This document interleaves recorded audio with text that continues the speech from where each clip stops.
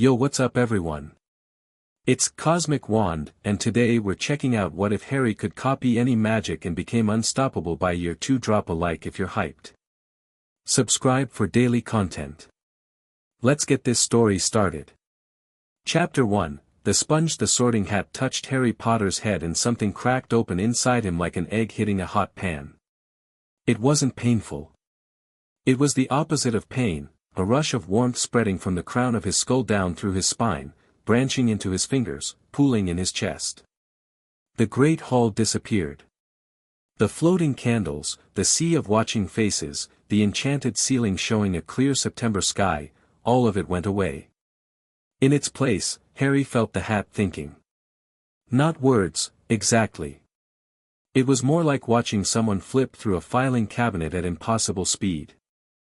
The hat was rifling through his memories, the cupboard under the stairs, Dudley's fist, the snake at the zoo, Hagrid's enormous grin, and as it rifled, Harry felt the method of it. The delicate, practiced way magic pushed into his mind, sifting through layers of thought and feeling like fingers combing through sand. Interesting, the hat murmured. Very interesting. You have courage, oh yes. Plenty of that. A good mind, too. And talent, my, what is this? The hat went quiet. Harry sat on the stool with his eyes closed and his hands gripping the wooden edges, and while the hat paused in its assessment, something else happened entirely. The warmth in his chest pulled. It reached toward the hat's magic the way a root reaches toward water, and it drank. The technique, the mental magic, the art of slipping into another mind and reading what you found there, settled into Harry's awareness like a word he'd always known but never spoken aloud. He could feel how it worked. He could feel how to do it. Oh, said the hat, and for the first time in perhaps 1,000 years, it sounded startled. Oh, well. That's never happened before. Harry opened his eyes. The great hall was back. Professor McGonagall stood nearby, lips thin with impatience. Better be, the hat seemed to wrestle with itself. You do tremendous things in Slytherin, boy. Tremendous and terrible. Not Slytherin, Harry thought. The blonde boy from the robe shop flashed in his mind. The drawling voice. The casual cruelty. Anywhere but Slytherin. If you're certain. Then it had better be, Gryffindor. The Gryffindor table erupted. The Weasley twins were chanting. Percy Weasley reached across to shake his hand. Harry slid onto the bench beside Ron, grinning, feeling lighter than he had in years. But underneath the grin, underneath the relief, that new warmth in his chest hummed quietly. Something had woken up. And it was hungry. The first class that tested it was Transfiguration. Professor McGonagall stood at the front of the classroom, severe and precise, and turned her desk into a pig. The pig oinked twice, trotted in a confused circle, and became a desk again. The class applauded. Harry didn't. He was too busy feeling the magic. It had rolled off McGonagall in waves, structured, elegant, controlled. Like watching a master pianist play a chord. His chest pulled again, that same root-like reaching, and the shape of the transfiguration settled into him. Not just the incantation, not just the wand movement. The fundamental understanding of how matter could be convinced to change its nature. McGonagall gave them each a match and told them to turn it into a needle. Most of the class spent the hour squinting and jabbing their wands at the little wooden sticks, producing nothing. Hermione Granger managed to make hers go silvery and slightly pointed by the end of the period and was awarded 5 points for Gryffindor, beaming so brightly Harry thought she might actually levitate. Harry hadn't attempted his match until 15 minutes before the end of class. He'd been sitting quietly, turning his wand between his fingers, feeling out the copied magic inside him. When he finally pointed his wand at the match and pushed, the match didn't just become a needle. It became a perfect, gleaming, razor-sharp sewing needle, and then, because he was curious, he turned it back into a match, and then into a thimble, and then into a tiny silver bird that hopped across his desk before he turned it back into a match and set it down. The classroom went silent. McGonagall walked over. She picked up the match, examined it, set it down. She looked at Harry over the top of her square spectacles for a long, measured moment. "Mr. Potter," she said. "Have you had prior instruction in transfiguration?" "No, Professor." "That was a fourth-year level chain transmutation." "Was it?" Harry said, genuinely surprised. McGonagall gave him another long look, awarded Gryffindor 20 points, and moved on without further comment. But Harry noticed her hand wasn't entirely steady when she picked up her notes. Beside him, Ron leaned over. "Mate. What was that?" "I don't know," Harry said honestly. "It just made sense." Hermione, on his other side, stared at him with an expression caught between admiration and something sharper. She didn't say anything. She didn't need to. Harry could feel the gears turning behind her eyes. Charms was next, and the pattern repeated. Professor Flitwick was a tiny, excitable man who stood on a stack of books to see over his desk. He demonstrated the levitation charm, Wingardium Leviosa, with a cheerful flick of his wand, sending a feather drifting toward the ceiling. Harry watched the magic leave Flitwick's wand. He felt the pull in his chest. He understood. When his turn came, Harry didn't just levitate his feather. He levitated it, spun it, sent it darting between the heads of his classmates like a tiny white bird, and then gently settled it back onto his desk. The whole exercise took about 4 seconds. Flitwick actually fell off his stack of books. "Extraordinary," he squeaked from the floor, scrambling back up with Seamus Finnegan's help. "Simply extraordinary, Mr. Potter. Full marks. Full marks and then some." Ron managed the charm on his 7th try. Hermione had been coaching him through gritted teeth, and shot Harry a look that was half awe, half bewilderment. "Seriously, Harry. How are you doing that?" Harry shrugged. He didn't have a good answer yet. The magic just clicked when he saw it performed, like a lock finding its key. It was potions that gave him his first real clue about what was happening, and his first real enemy. Snape swept into the dungeon classroom like a bat descending on a field mouse, robes billowing, and fixed Harry with a stare that could have curdled milk at 40 paces. "Ah, yes," Snape said softly, and the entire room went deathly quiet. "Harry Potter. Our new celebrity." The questions came fast and mean. "What would I get if I added powdered root of asphodel to an infusion of wormwood?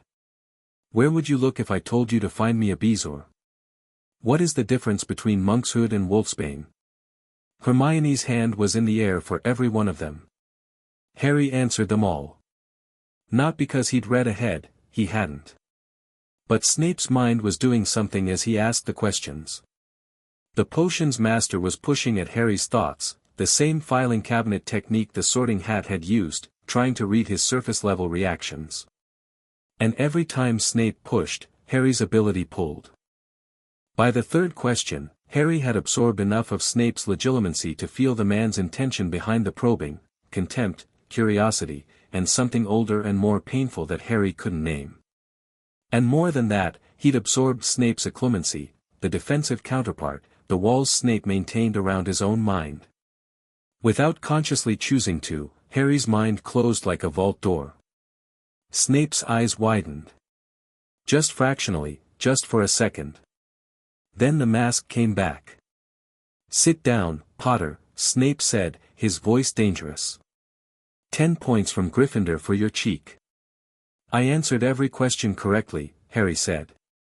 The temperature in the dungeon seemed to drop 10 degrees. Snape leaned forward, hands braced on Harry's desk. "And you will learn, Mr. Potter, that being correct is not always the same as being wise." Harry met his gaze without flinching. Something about Snape's pushing, the casual violation of rifling through a student's mind, had turned a switch inside him. He didn't look away. He didn't look down. After a long, taut silence, Snape straightened up and turned back to the blackboard. The lesson continued. But something had shifted between them, a line drawn in chalk that both of them could see. Ron waited until they were 3 corridors away before exhaling. "Bloody hell, Harry. I thought he was going to hex you." "He was trying to read my mind," Harry said quietly. Ron stopped walking. "He was what?" "I don't know how to explain it. He was pushing into my head. Like the Sorting Hat did, but less polite." That's got to be illegal," Ron sputtered. "Probably," Harry said. And then, because the realization was forming as he spoke, "Ron, I think I can do what he does now." "Read minds?" "Not read. More like, feel. And block." Ron stared at him. "Harry, mate, what's happening to you?" The honest answer was that Harry didn't know. But he was starting to figure it out. He tested it that night, alone in his 4-poster bed with the curtains drawn. He closed his eyes and reached inward, feeling for the magic that had settled into his core over the past 2 days. It was all there, McGonagall's transfiguration, precise and architectural. Flitwick's charms, light and quick. The Sorting Hat's legilimency, gossamer thin. Snape's occlumency, iron and shadow. Each technique sat in his awareness like a tool on a workbench, distinct and ready. He held up his wand in the dark and whispered, "Lumos." Light bloomed at the tip. He hadn't learned the spell in class, he'd seen a prefect use it in the common room earlier that evening. One glance had been enough. Harry extinguished the light and lay in the darkness, thinking. Whatever this ability was, it wasn't slowing down. If anything, it was accelerating. Every spell he witnessed, every magical technique he experienced, added itself to his arsenal like a book shelving itself in a library. The question wasn't whether it would keep growing. The question was how far it could go. Halloween answered that question definitively. The troll came through the dungeon corridor like a wrecking ball made of meat, 12 feet of grey skin and dull malice, dragging a club the size of a tree trunk. The girls' bathroom was already half destroyed when Harry and Ron skidded around the corner. Hermione was pressed against the far wall, white-faced, too terrified to move. The troll raised its club. Harry didn't think. He acted. 3 spells left his wand in rapid succession. The first was a transfiguration. The troll's club turned to rubber mid-swing and bounced harmlessly off the wall. The second was a levitation charm so powerful it ripped the troll's feet off the ground and slammed it into the ceiling. The third was a stunning spell, something he'd seen in an illustration in a library book and willed into existence through sheer magical intuition. The troll hit the floor unconscious. Rubble settled. Water sprayed from broken pipes. The entire fight took 4 seconds. Ron stood in the doorway with his wand half raised and his mouth open. Hermione slid down the wall, shaking. Harry lowered his wand and turned to her. "You all right?" She nodded, unable to speak. Then she burst into tears, and Harry, who had very little experience with crying people, stood there awkwardly until Ron stepped in and put a hand on her shoulder. "You just knocked out a mountain troll," Ron said to Harry, his voice cracking slightly. In about 3 seconds, you just knocked out a mountain troll." 4 seconds, Harry corrected. Ron let out a sound that was half laugh, half wheeze. "I'm going to pass out."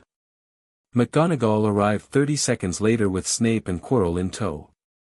She took in the scene, unconscious troll, destroyed bathroom, 3 first years, and went very still. "Explain," she said. Harry explained. Calmly, simply, without embellishment. He'd heard Hermione was in the bathroom and didn't know about the troll. He and Ron went to warn her. The troll was already attacking. He stopped it. McGonagall listened. Snape stared at Harry with an unreadable expression. Quirrell, Harry noticed this, filed it away, wouldn't meet his eyes at all, and something dark and oily flickered at the edge of Harry's magical senses whenever the stuttering professor was near. 5 points each to Mr. Potter and Mr. Weasley, McGonagall said finally. For sheer dumb luck. But the ghost of something that might have been pride crossed her face before she turned away. That night, Hermione found Harry and Ron in the common room. She sat down across from them, took a breath, and said, "I've been reading about magical theory." "Shocking," Ron said. She ignored him. "Harry, what you're doing, it's not normal. You know that, right?" "Yeah," Harry said. "I'd figured. There are accounts, very old ones, of wizards who could absorb magical techniques through observation. They were called spell mirrors, or sometimes arcane sponges. The last documented case was in the 14th century. The ministry classified all research into the phenomenon because, she hesitated. Because the wizard in question became so powerful that it took 17 Aurors to bring him down. Ron whistled low. "I'm not planning to fight 17 Aurors," Harry said mildly. "That's not the point." Hermione leaned forward. "The point is that your ability has no known upper limit. Every spell you see, you learn. Every magical technique you witness, you absorb. If that's true, then by the end of this year alone, you'll know more magic than most adult wizards. And if you keep going, then I keep going," Harry said. He looked at her steadily. "Hermione, I grew up in a cupboard. I spent 10 years being told I was nothing, that I was a freak, that I didn't deserve to take up space. And now I'm here, and I can do things, and I'm not going to pretend I can't just because it makes people uncomfortable." The common room fire crackled. Hermione studied him for a long moment, and then she nodded, a small, decisive movement. "Then we need to be smart about it," she said. "If you can learn anything, we need to make sure you're learning the right things. Strategy. Theory. Not just combat." "She's right," Ron said, surprising both of them. When they looked at him, he shrugged. "What? I play chess. You don't just collect powerful pieces, you need to know where to put them." Something clicked into place between the three of them that night, something that went beyond friendship. A partnership. A pact. Harry had the power, Hermione had the knowledge, and Ron had the instinct. Together, they were more than the sum of their parts. The rest of the year unfolded at a pace that left the Hogwarts staff scrambling to keep up. In Transfiguration, Harry moved through the entire first-year curriculum in 3 weeks and started working from second-year textbooks that McGonagall quietly left on his desk without comment. By Christmas, he was doing things that made her excuse herself from the classroom to sit in her office with a cup of tea and a slightly dazed expression. In Charms, Flitwick abandoned any pretense of teaching Harry the standard material and instead began demonstrating advanced techniques, shield charms, summoning charms, complex environmental manipulations, just to see what would happen. What happened was that Harry learned them all, usually on the first viewing. Flitwick started keeping a journal. In defense against the dark arts, Quirrell's classes were useless. The man could barely demonstrate a knockback jinx without stuttering through the incantation 3 times. But Harry learned something far more valuable from Quirrell's class. The dark, oily sensation he felt whenever the professor was near grew stronger as the months passed. Something was wrong with Quirrell. Something was inside him. Harry told Ron and Hermione. Hermione researched. Ron strategized. They watched. Snape remained hostile, but the hostility had an edge of wariness to it now. Harry caught the potions master staring at him during meals, during corridor passings, with an expression that shifted between loathing and something uncomfortably close to fear. Harry had stopped bothering to hide his occlumency. Every time Snape tried to push into his mind during potions, he met a wall of iron, and the muscle in Snape's jaw would twitch. During one particularly tense potions lesson, Snape demonstrated a complex stirring technique for a forgetfulness potion, a specific pattern that altered the magical resonance of the ingredients. Harry watched, absorbed, and replicated it perfectly on his first attempt. His potion turned the exact shade of clear lavender described in the textbook while everyone else's ranged from murky brown to what appeared to be yogurt. Snape looked at Harry's cauldron. Looked at Harry. Looked back at the cauldron. "Adequate," he said, and moved on. Ron nearly choked on his own tongue. Snape had never called anything a Gryffindor produced adequate. It was, by Snape's standards, practically a marriage proposal. Flying lessons gave Harry another tool. Madame Hooch demonstrated broom control, mounting, hovering, banking turns, and Harry absorbed the magic that allowed a witch or wizard to interface with a broomstick. When Neville's accident sent him to the hospital wing and Draco Malfoy grabbed the Remembrall, Harry didn't just fly after him. He flew like he'd been born on a broom, pulling maneuvers that made Madame Hooch, watching from the ground, clutch her chest. The 50-foot dive to catch the Remembrall before it shattered on the courtyard stones earned him a spot on the Gryffindor Quidditch team. Youngest Seeker in a century. McGonagall broke her own rules to make it happen, and Harry suspected it was because she'd seen what he could do and decided that any rule that kept Harry Potter off a broomstick was a rule that deserved to be broken. The Quidditch matches were cathartic. Harry didn't just catch the snitch, he dismantled opposing team strategies by reading the flow of the game like a chessboard. Ron helped him prepare, analyzing opponents' patterns over breakfast while Hermione compiled statistics. It was overkill for a school sport, and Harry loved every second of it. The confrontation with the three-headed dog on the third floor happened in early November. Harry, Ron, and Hermione stumbled through the forbidden corridor by accident. Peeves had rerouted them during a late-night exploration, and when the massive creature lunged, Harry's response was immediate. A shield charm powerful enough to stop the dog's jaws cold, followed by a sleeping charm that he'd copied from a 7th year's practice session the week before. The dog slumped. The trapdoor was revealed. They didn't go down. Not yet. But they started asking questions. By spring, they had the picture mostly assembled. The Philosopher's Stone. Nicholas Flamel. Dumbledore's protection. Snape, maybe. Quirrell, probably. And the dark presence that Harry could feel like a bruise behind Quirrell's stuttering facade. It's Voldemort, Harry said one April evening in the empty classroom they'd claimed as their planning space. Or something connected to him. That's what's inside Quirrell. Hermione went pale. Ron flinched at the name. Neither of them argued. Can you feel what it is? Hermione asked carefully. Harry closed his eyes. Reached out with his magical senses. It's parasitic. It's feeding on Quirrell's magic, his life force. It's not fully alive, not fully dead. It's like a ghost that refuses to accept it's a ghost. So what do we do?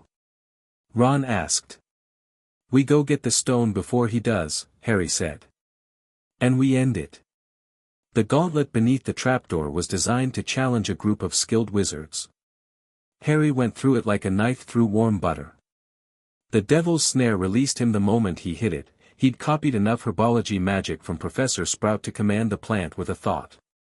The flying keys were child's play for a seeker who could read the air. The chess set, that was Ron's moment. Harry could have brute-forced it with magic, but Ron stepped up with a general's eye and a quiet voice, and Harry let him. Some things mattered more than efficiency. Ron sacrificed himself on the board, took a hit from a stone queen that knocked him cold. Harry checked his pulse, found it steady, and moved on with ice in his chest and fire in his hands. The logic puzzle was Hermione's. She solved it in 90 seconds, identified the correct potion, and then stopped Harry with a hand on his arm. Be careful, she said. I will. I mean it, Harry. Whatever's in there, it's not just Quirrell. You said it yourself. It's him. Harry looked at her. 11 years old, bushy hair wild, eyes huge and frightened but refusing to back down. He felt a surge of something fierce and protective. Go back to Ron, he said. Get him to the hospital wing. I'll handle this. She went. Harry drank the potion and stepped through the black flames. Quirrell stood before the mirror of Eriste, turban slightly askew, and he wasn't stuttering anymore. I wondered when you'd come, Potter, he said calmly. The headmaster's little prodigy. You're not really Quirrell anymore, are you? Harry said. Quirrell smiled. It was an ugly, wrong expression on a face that wasn't fully his own. Quirrell is still here. He's simply, sharing. Let me speak to the boy, said a voice that came from everywhere and nowhere, high and cold and dead. Quirrell reached up and unwound his turban. On the back of his head, pressed flat against the skull like a parasite embedded in flesh, was a face. White, terrible, with red eyes that burned like coals. Voldemort. Harry Potter, the face breathed. We meet again. Harry's scar blazed with pain. And with the pain came magic, dark, ancient, fractured magic pouring off the wraith face like heat from a furnace. Harry's ability pulled, and for the first time, the sensation wasn't pleasant. It was like drinking water that had been poisoned. You could feel the power, but it tasted of death and something broken. He absorbed it anyway.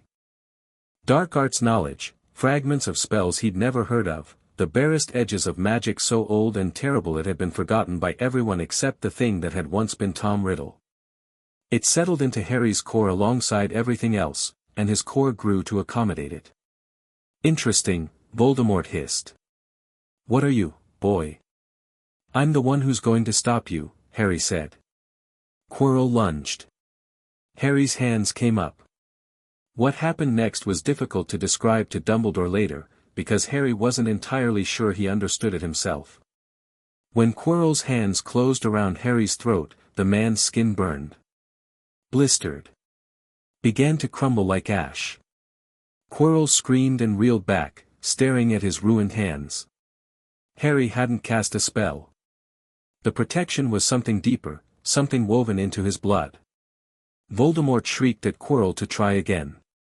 Quirrell obeyed. Harry caught his wrists.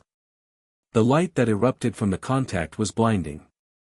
Harry poured magic into it, not any specific spell, just raw, focused power, and felt Quirrell's body disintegrate beneath his grip. The man fell apart like wet paper, and from the ruins rose a dark, screaming wraith that slammed into Harry and through him and was gone, howling through the chamber wall and into the night. Harry stood alone in the room, hands shaking, Quirrell's empty robes at his feet. The Philosopher's Stone sat in his pocket. The mirror had given it to him the moment he'd looked into it and wanted only to protect it, not use it. He sat down heavily on the stone floor. His scar throbbed. The dark magic he'd absorbed from Voldemort's wraith churned uneasily in his core, being slowly digested, integrated, tamed. That was how Dumbledore found him, sitting cross-legged on the floor of the chamber, 11 years old, breathing steadily, with the stone in one hand and the other hand pressed against his forehead. Dumbledore looked at the empty robes. At the scorch marks. At Harry. It's done, Harry said. He's gone. Not dead, I could feel him leave. But gone. Dumbledore knelt beside him. The old man's face was a mask of too many emotions to parse, relief, concern, calculation, and something that might have been awe. Harry, Dumbledore said gently, what happened here? Harry told him. All of it. The burning touch, the wraith, the dark magic he'd absorbed. He did not mention his copying ability. Not yet. He didn't fully trust the headmaster, not because Dumbledore was unkind, but because Harry could feel the gentle press of legilimency against his mental walls, and he knew that a man who reads a child's mind without permission is a man who believes he has the right. Dumbledore's eyes flickered when his probe met Harry's occlumency. He withdrew it immediately, but the flicker was there. Harry saw it. You are a remarkable young man, Dumbledore said. I suspect you are more remarkable than even you realize. I'm starting to realize, Harry said. 3 days in the hospital wing, during which Hermione smuggled in books and Ron smuggled in chocolate frogs. The end of your feast, where Dumbledore awarded enough last-minute points to snatch the house cup from Slytherin. Harry appreciated the gesture but found the scoring system faintly ridiculous. The train ride home, during which Hermione made Harry promise to write and Ron invited him to the Burrow for the summer. Harry stood on platform 9 3/4 with his trunk in Hedwig's cage and looked out at the Muggle world beyond the barrier. The Dursleys would be waiting, sullen and afraid. He'd go back to Privet Drive because he had nowhere else to go, yet. But he wasn't the same boy who'd left. He carried 100 spells inside him. He carried the fundamentals of transfiguration, charms, potions, defense, herbology, and half a dozen other disciplines. He carried legilimency and occlumency. He carried fragments of Voldemort's own dark magic, tamed and repurposed. He carried the memory of a wraith's scream and the knowledge that the thing that had killed his parents was still out there, diminished but not destroyed. And beneath all of it, the warmth in his chest still hummed. Still hungry. Still growing. Uncle Vernon was waiting by the car park, purple-faced and impatient. Aunt Petunia stood behind him, thin-lipped. Dudley cowered behind them both, one hand on his enormous backside as if expecting another pig's tail. Harry loaded his trunk into the boot of the car. Hedwig hooted softly. "No funny business this summer, boy," Vernon growled. "None of your unnaturalness." Harry looked at his uncle. Really looked at him, with the eyes of someone who had faced down a Dark Lord's wraith and won. Vernon was a large man. Harry was a small boy. But size had stopped mattering to Harry somewhere around the time he'd knocked out a mountain troll. "I'll be in my room," Harry said calmly. "Don't bother me, and I won't bother you. Fair?" Something in his voice, or maybe something in his eyes, made Vernon take half a step back. The big man blustered, turned red, opened his mouth and closed it. Then he got in the car without another word. Harry climbed into the back seat. The car pulled away from King's Cross, heading toward Surrey, toward the cupboard that was no longer his bedroom. They'd given him Dudley's second room the moment Hagrid's letter had arrived, and Harry suspected it would stay that way. He leaned his forehead against the window and watched London slide past. In 2 months, he'd be 12. In 3, he'd be back at Hogwarts. In his chest, the warmth pulsed steadily. It had absorbed the magic of the greatest school of witchcraft and wizardry in the world over the course of a single year. Hundreds of spells. Dozens of techniques. The foundations of disciplines that took most wizards decades to master. And that was just year 1. Harry closed his eyes and let himself smile. Chapter 2, The Fraud and the Snake. The summer at Privet Drive was tolerable, which by Harry's standards counted as a significant improvement. The Dursleys had arrived at an uneasy détente with him. Vernon didn't shout. Petunia didn't assign chores. Dudley didn't come within 10 feet of Harry if he could help it, which suited Harry perfectly. The arrangement was simple: Harry stayed in his room, the Dursleys pretended he didn't exist, and everyone got through the summer without incident. Harry used the time. He couldn't practice wand magic, the Ministry's trace would flag him, but he could study, and he could train the mental disciplines that required no wand at all. Occlumency. Legilimency. The deep, meditative focus that Snape had unknowingly donated to him on the first day of potions class. He sat cross-legged on his bed each morning and sorted through his magical core the way a librarian might organize a collection. Everything he'd absorbed during first year was in there, hundreds of spells, techniques, principles. But they were jumbled, overlapping, some of them half-formed because he'd only caught a glimpse of the original casting.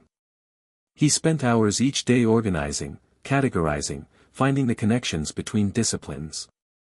Transfiguration and charms, he discovered, shared a common root, both involved imposing will on reality, but through different philosophical frameworks. McGonagall's transfiguration treated matter as something to be persuaded.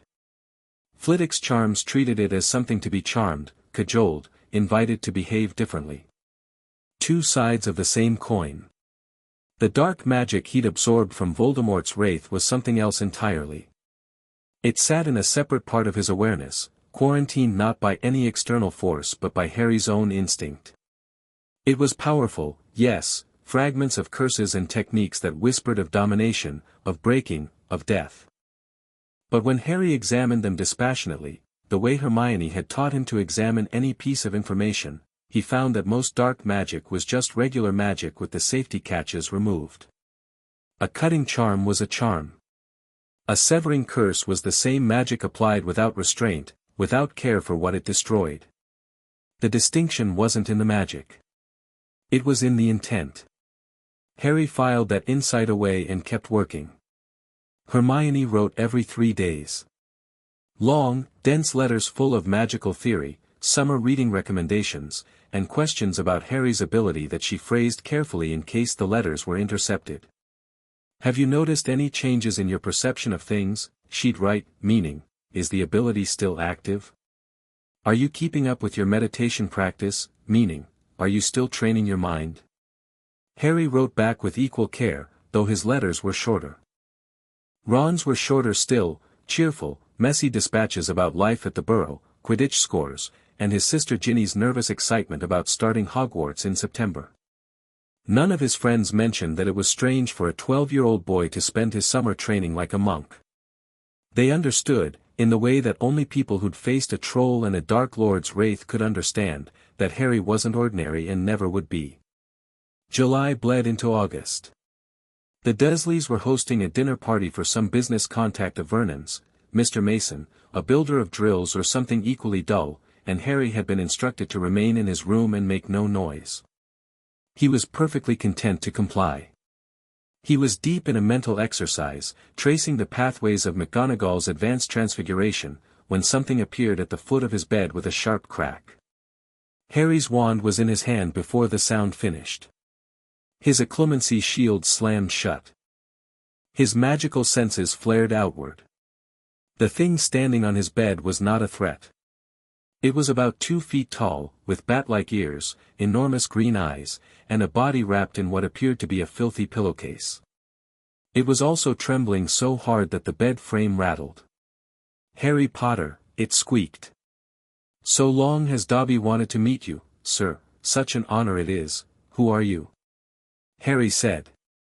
His wand didn't waver, but his tone was curious rather than hostile. The creature's magic was unlike anything he'd encountered, not wizard magic, not the magic of enchanted objects, but something raw and fundamental, like electricity running through a living wire. "Dobby, sir." "Dobby the house elf." "House elf," Harry repeated. He'd read about them. Hermione had included a passage in one of her letters about magical servitude, which had turned into a 3-page tangent about institutional inequality. "You belong to a wizarding family?" Dobby flinched. "Dobby serves, Dobby cannot say, sir." "But Dobby has come to warn Harry Potter. Harry Potter must not go back to Hogwarts." Harry lowered his wand slightly. "Why not?" "There is a plot, sir. A terrible plot to make most terrible things happen at Hogwarts School of Witchcraft and Wizardry this year. Dobby has known of it for months, sir. Harry Potter must stay where he is safe." "Safe," Harry said flatly. "At Privet Drive." "Yes, sir." Harry looked at the elf. Really looked, the way he'd looked at Quirrell in those final months, reading the currents of magic around a being. Dobby was terrified, not just of delivering the message, but of something deeper, something structural. The magic binding him to his family was a chain Harry could almost see, woven into the elf's very essence. It compelled obedience. It punished disobedience. And beneath that binding, Dobby's own magic blazed like a furnace. Raw. Enormous. Completely unlike anything Harry had encountered in a year at Hogwarts. "Dobby," Harry said carefully, "what kind of magic can house elves do?" The elf blinked, startled by the question. "Dobby can do many things, sir. Elf magic is not like wizard magic. Elves can appear and disappear." He snapped his fingers and vanished, reappearing on the windowsill. "Can move objects without wands, can alter the fabric of wards and spaces." Harry's ability pulled. It happened fast, faster than any absorption since the Sorting Hat. Dobby's magic was open, unguarded, radiating outward like heat from a campfire, and Harry's core drank it in with a hunger that surprised him. Wandless casting. Short-range apparition. Object manipulation without a wand or incantation. Ward sensing. The techniques flooded in, and they were different, not the structured, academic magic of Hogwarts professors, but something older, wilder, more instinctive. Like the difference between a cultivated garden and a forest. Dobby didn't seem to notice. He was too busy wringing his hands and explaining the dire consequences of Harry's return to Hogwarts. Harry listened with half his attention while the other half marveled at what was settling into his magical core. He could apparate. Not far, not through anti-apparition wards, but within a room, a building, maybe a city block. He could move objects with a thought, no wand, no incantation, just will. He could feel the wards around Privet Drive, the old protections Dumbledore had laid down, humming like a low note on a cello. Dobby, Harry interrupted gently, I appreciate the warning. Truly. But I'm going back to Hogwarts. The elf's eyes filled with tears. Then Dobby must protect Harry Potter. Even from himself. He snapped his fingers, and a hovering pudding, Aunt Petunia's masterpiece dessert, intended for the Masons, drifted off the kitchen counter below and launched itself toward the dining room. Harry felt the magic happen before it resolved. His hand came up, wandless, and the pudding froze in midair. Not with a spell. With elf magic. With the raw, wordless command over physical reality that Dobby had just unknowingly given him. Dobby stared. His enormous eyes went even wider. Harry flicked his fingers, and the pudding drifted gently back to the kitchen counter and settled onto its plate without a sound. How did you? Dobby whispered. It's a long story, Harry said. Listen to me, Dobby. I know you're trying to help. I know you're scared. But I need to go back to school, and if there's a plot, then I need to be there to stop it. Do you understand? Dobby looked at him, really looked, with those huge, lamp-like eyes, and something shifted in the elf's expression. The terror was still there, but underneath it, a tiny, fragile seed of hope. Harry Potter is very brave, Dobby whispered. Harry Potter is very stubborn, Harry corrected. There's a difference. Now, this family you serve, are they connected to the plot? Dobby's mouth opened. Then his hands flew to his throat, and he made a strangling noise as the binding magic clamped down, preventing him from answering. Harry watched the magic constrict and felt sick. He understood, on a fundamental level, that this was slavery. Magical, ancient, institutional slavery. You can't tell me directly, Harry said. Can you give me hints? Dobby's eyes darted to Harry's desk, where a stack of letters sat. Letters that hadn't been replied to, because Dobby, Harry realized with a flash of irritation, had been intercepting them. Dobby, Harry said evenly, did you steal my mail? The elf produced a thick bundle of letters from inside his pillowcase. Dobby only wanted Harry Potter to think his friends had forgotten him, sir. So Harry Potter would not want to return. Harry held out his hand. Give them back. Dobby hesitated. Harry looked at him. Just looked, with the quiet, patient authority of someone who had stared down Voldemort and come out the other side. Dobby handed over the letters. Thank you, Harry said. Now go, before your family notices you're missing. And Dobby? Whatever happens this year, I'll handle it. The elf vanished with a crack, leaving Harry alone with a stack of letters and a head full of new magic. He sat on the bed, flexed his fingers, and felt the elf magic settle alongside everything else in his core. Then he started reading Hermione's letters, 2 months' worth of theory and worry and friendship. Downstairs, the Dursleys' dinner party proceeded without incident. The pudding was a success. 3 days later, a flying car appeared outside Harry's window. Ron Weasley's freckled face grinned at him from the passenger seat while Fred and George operated the controls from the front.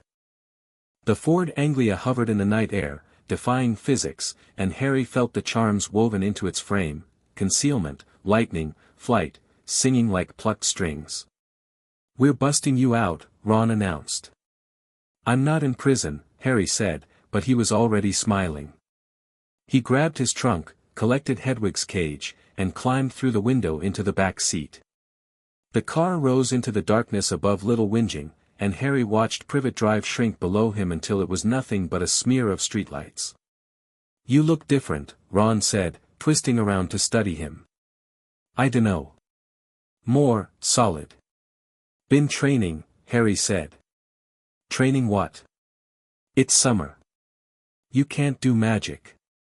Harry thought about the hours of occlumency practice, the mental cataloging, the house elf magic now humming in his veins. You'd be surprised. The burrow was everything Harry had imagined and nothing he'd expected. It was chaotic. It was loud. It was held together by magic and love in roughly equal measure, and from the moment Molly Weasley pulled him into a hug that smelled like fresh bread and worry, Harry understood what a home was supposed to feel like. The house was alive with magic, Mrs. Weasley's cooking charms, the self-knitting needles in the sitting room, the ghoul-banging pipes in the attic, the clock on the wall with a hand for each family member pointing to locations instead of numbers. Harry absorbed all of it quietly, effortlessly, the domestic spellwork sinking into his core like rain into dry earth.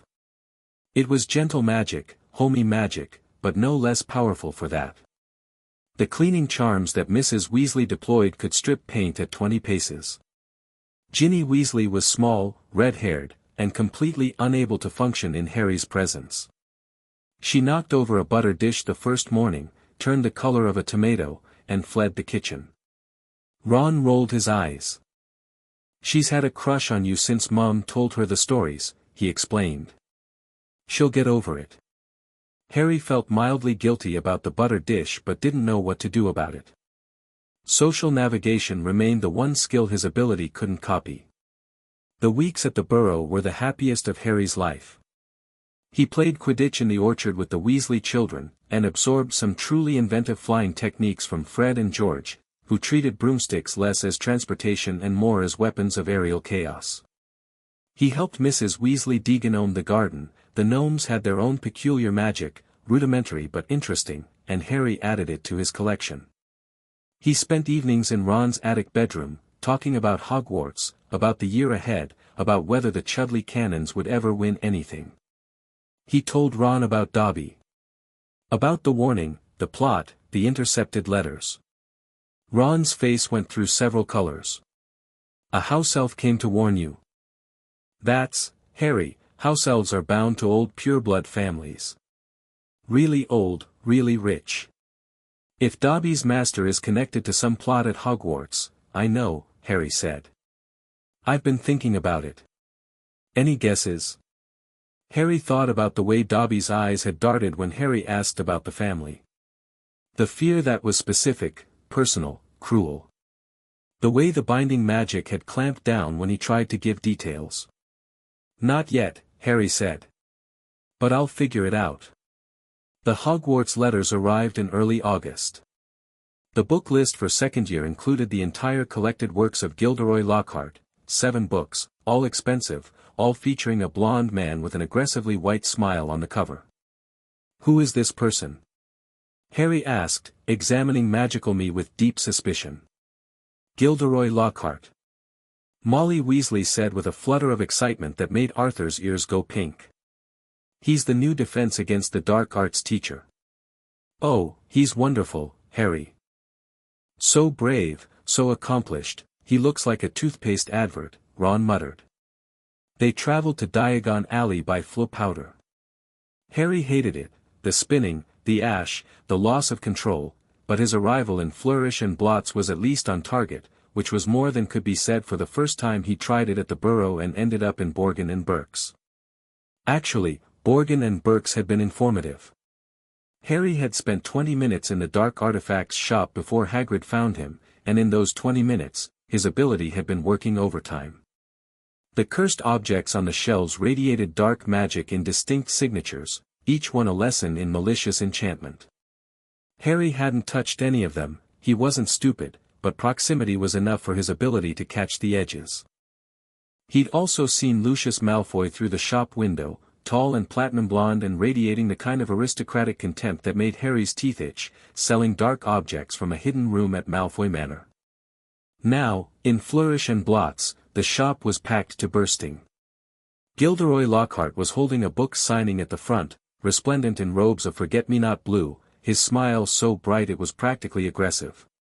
A photographer from the Daily Prophet was snapping pictures. Witches of all ages were swooning. Harry stayed at the back. Ron stayed with him.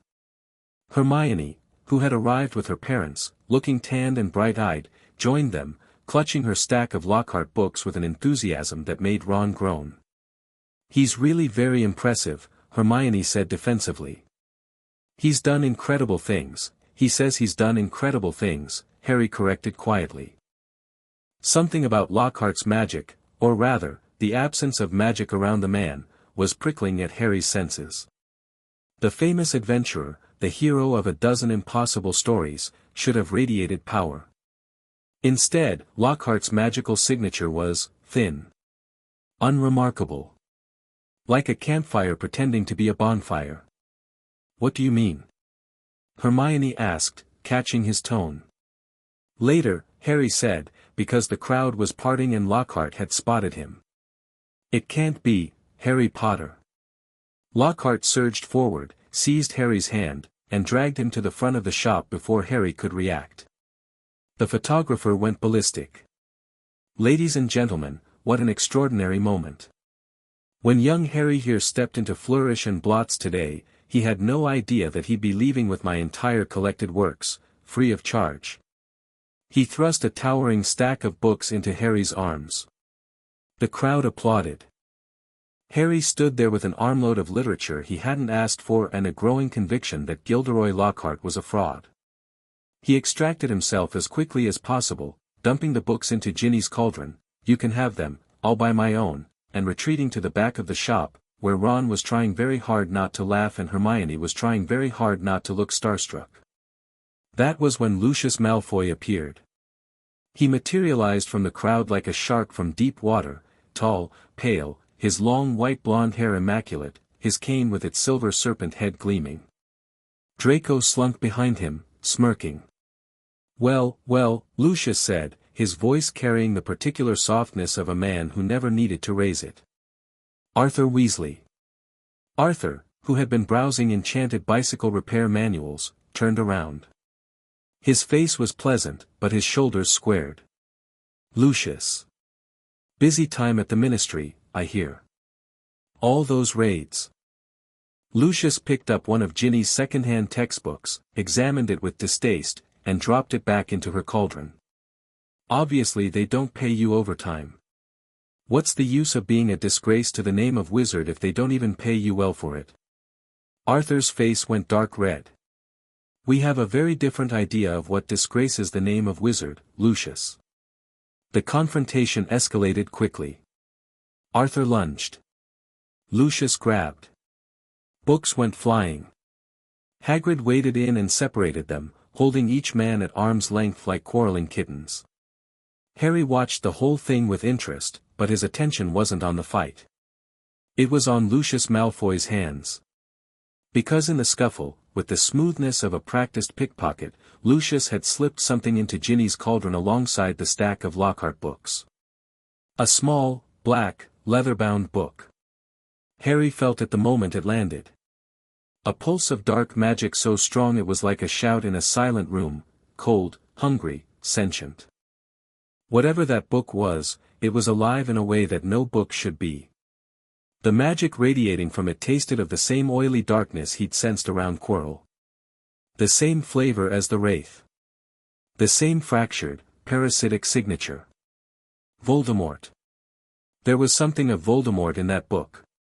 Harry's blood went cold. He pushed through the crowd, reached into Ginny's cauldron, and closed his hand around the diary. The reaction was immediate.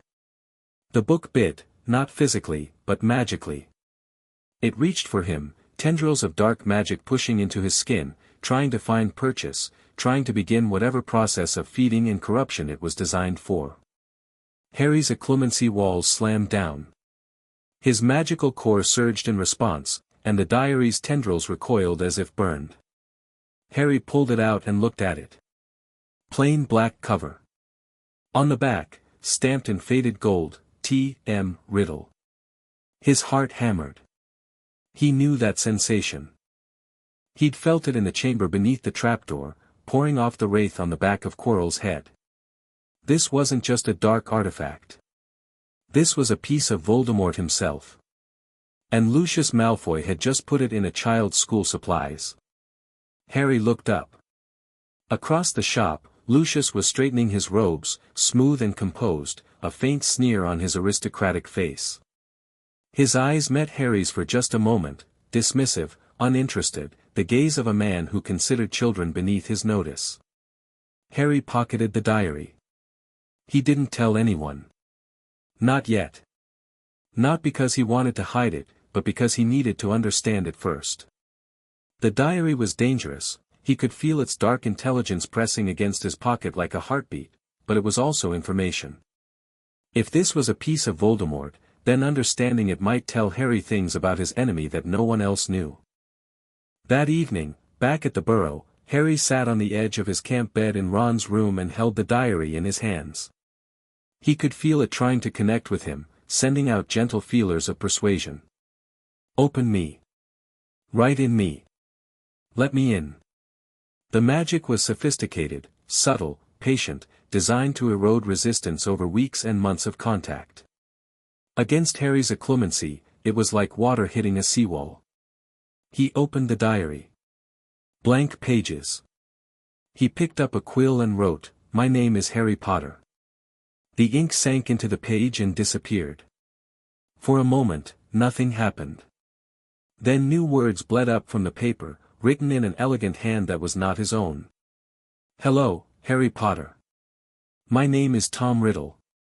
Harry stared at the words. Then he closed the diary, wrapped it in one of Ron's old socks, they practically counted as containment wards on their own, and shoved it to the bottom of his trunk.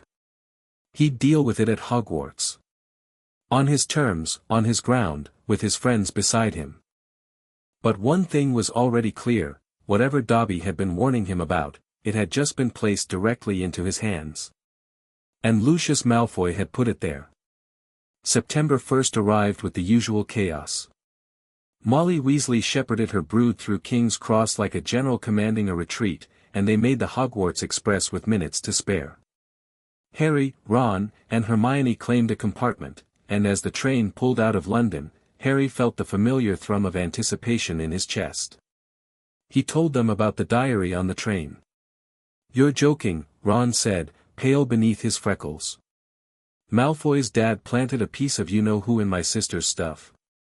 "I intercepted it," Harry said. "It's in my trunk, wrapped in enough of your dirty socks to classify as a biohazard. It tried to connect with me. I shut it out." Hermione was already in research mode, her eyes distant and calculating. A sentient dark artifact connected to Voldemort's magical signature. "Harry, there are theories about objects like that. Dark magic of the very worst kind. The kind that involves splitting." She stopped herself. "I need the restricted section. Dobby warned me something terrible was going to happen at Hogwarts this year," Harry said. "I think this diary is connected to it. And I think Lucius Malfoy is the one pulling the strings." "But why?" Ron asked. "Why would Malfoy's dad risk planting something like that?" "Because he's a Death Eater," Harry said flatly. Officially. But people like that don't change. They just get better at hiding." Ron looked queasy. Hermione looked determined. Harry looked at both of them and felt the partnership click into place again, the same three-way trust that had carried them through a troll, a chess set, and a chamber full of fire. "We handle it," Harry said. "Together. But we do it smart." The sorting ceremony was the same as last year, the hats sang, the first years trembled, the houses cheered. Ginny Weasley went to Gryffindor, small and nervous and so relieved she nearly tripped off the stool. Harry applauded and made a mental note to keep an eye on her. She'd been the intended target of the diary, and even though he'd intercepted it, the plot that Dobby had warned about was still in motion. Someone had plans for Hogwarts this year, and Harry intended to be ready. Dumbledore made his announcements. The new defense against the dark arts professor was, the old wizard gestured with a twinkle that might have been genuine or might have been resigned, Gilderoy Lockhart. Lockhart stood up, resplendent in lilac robes, and waved to the hall with both hands. A number of the older girls applauded. Most of the staff did not. McGonagall's expression could have frozen lava. Harry watched Lockhart and extended his magical senses. Up close, in the magic-saturated environment of Hogwarts, the truth was even clearer than it had been in the bookshop.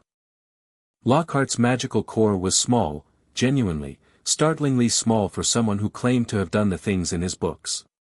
The man had less raw power than some of the first years at the Hufflepuff table. But there was one spell that burned bright in Lockhart's repertoire. One technique that the man had honed to razor perfection. Harry could feel it like a spotlight in an otherwise dim room, a memory charm.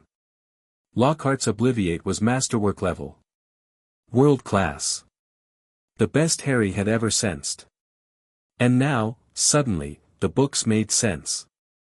The impossible adventures, the far-flung locales, the convenient absence of witnesses. Lockhart hadn't done any of it. He'd found the witches and wizards who had stolen their memories, and claimed their stories. Harry felt contempt settle into his stomach like a stone. The first defense against the dark arts lesson was on a Thursday. Harry arrived early, took a seat at the back of the classroom, and waited. Ron and Hermione flanked him. The rest of the second-year Gryffindors filed in, along with the Ravenclaws who shared the period. The walls were covered in framed portraits of Lockhart, smiling, winking, tossing his hair. The man himself swept in 5 minutes late, cape billowing, and took his place at the front with the confidence of someone who had never been told no. "Welcome, welcome." Lockhart beamed. "Now, I see you've all bought a complete set of my books, excellent, excellent. I thought we'd start today with a little quiz, just to see how well you've read them." He passed out quiz sheets. Harry looked at his. The questions were all about Lockhart. What is Gilderoy Lockhart's favorite color? What is Gilderoy Lockhart's secret ambition? When is Gilderoy Lockhart's birthday? Harry set his quill down. He didn't write a single answer. 30 minutes later, Lockhart collected the papers and tutted through them, disappointed that no one had achieved full marks. Hermione came close, and her cheeks burned when she caught Harry's look. Then he moved to what he called the practical portion of the lesson. He lifted a covered cage onto his desk. "Now, be warned, it is my job to arm you against the foulest creatures known to wizard kind. You may find yourselves facing your worst fears in this room. Know only that no harm can befall you whilst I am here." He whipped off the cover.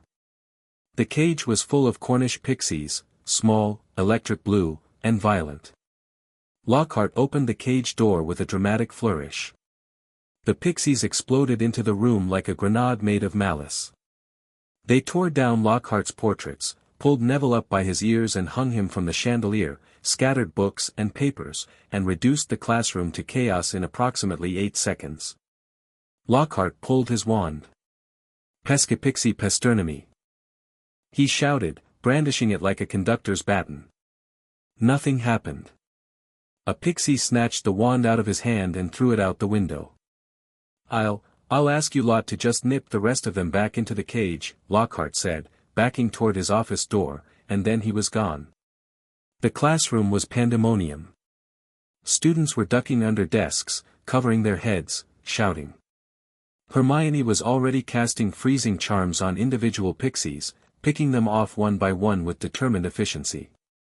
Harry stood up. He didn't raise his wand. He extended his hand, wandless, casual, the way Dobby might have done it, and pushed. Every pixie in the room froze simultaneously. Not stunned, not charmed, frozen in midair, held in place by raw magical force, their wings buzzing uselessly against the invisible grip. The sudden silence was deafening. The class stared. Harry walked to the cage, and with a flick of his fingers, every pixie drifted across the room in a neat blue stream and filed back inside. The door clicked shut. Harry latched it. He turned to the class. "Is everyone all right?" Neville, still dangling from the chandelier, raised a hand. Harry floated him down gently. Neville's feet touched the floor, and the boy looked at Harry with an expression of dazed gratitude. "Thanks, Harry. Don't mention it." Ron was grinning from behind an overturned desk. Hermione had lowered her wand, staring at Harry with narrowed eyes, not at what he'd done, but at how he'd done it. "Wandless." She mouthed the word silently and Harry gave her a tiny nod. Later. The Ravenclaw contingent was buzzing. Terry Boot leaned over to whisper urgently to Michael Corner. Padma Patil was writing something in her notebook with feverish speed. The story would be all over the school by dinner. Harry didn't care. He walked to Lockhart's office door and knocked. "Professor Lockhart." The door opened a crack. Lockhart's famous blue eyes peered out, slightly wild. "Ah, Harry. Handled them beautifully, I see, wonderful instincts, just like me when I was, Professor," Harry said, quietly enough that only Lockhart could hear, "I know what you are." The blue eyes went still. The smile stayed in place, but the warmth behind it drained away like water through a sieve. "I'm sorry. You're a fraud. You didn't do any of the things in your books. You found the people who did, you obliviated them, and you took credit. Your memory charm is the only real magic you have." The silence stretched. Behind Harry, the class was gathering their things, chattering about the pixies. No one was listening. Lockhart's smile thinned. For just a moment, the mask slipped, and Harry saw what was underneath, not evil, exactly, but something cold and calculating and desperately, pathetically vain. "That's a very serious accusation, Harry," Lockhart said softly. "I'd be careful about making claims like that. People might think you were jealous." "I'm not jealous," Harry said. "I'm disgusted. You stole people's memories. Their achievements. Their identities. And you turned them into book deals. You can't prove any of that." Harry tilted his head.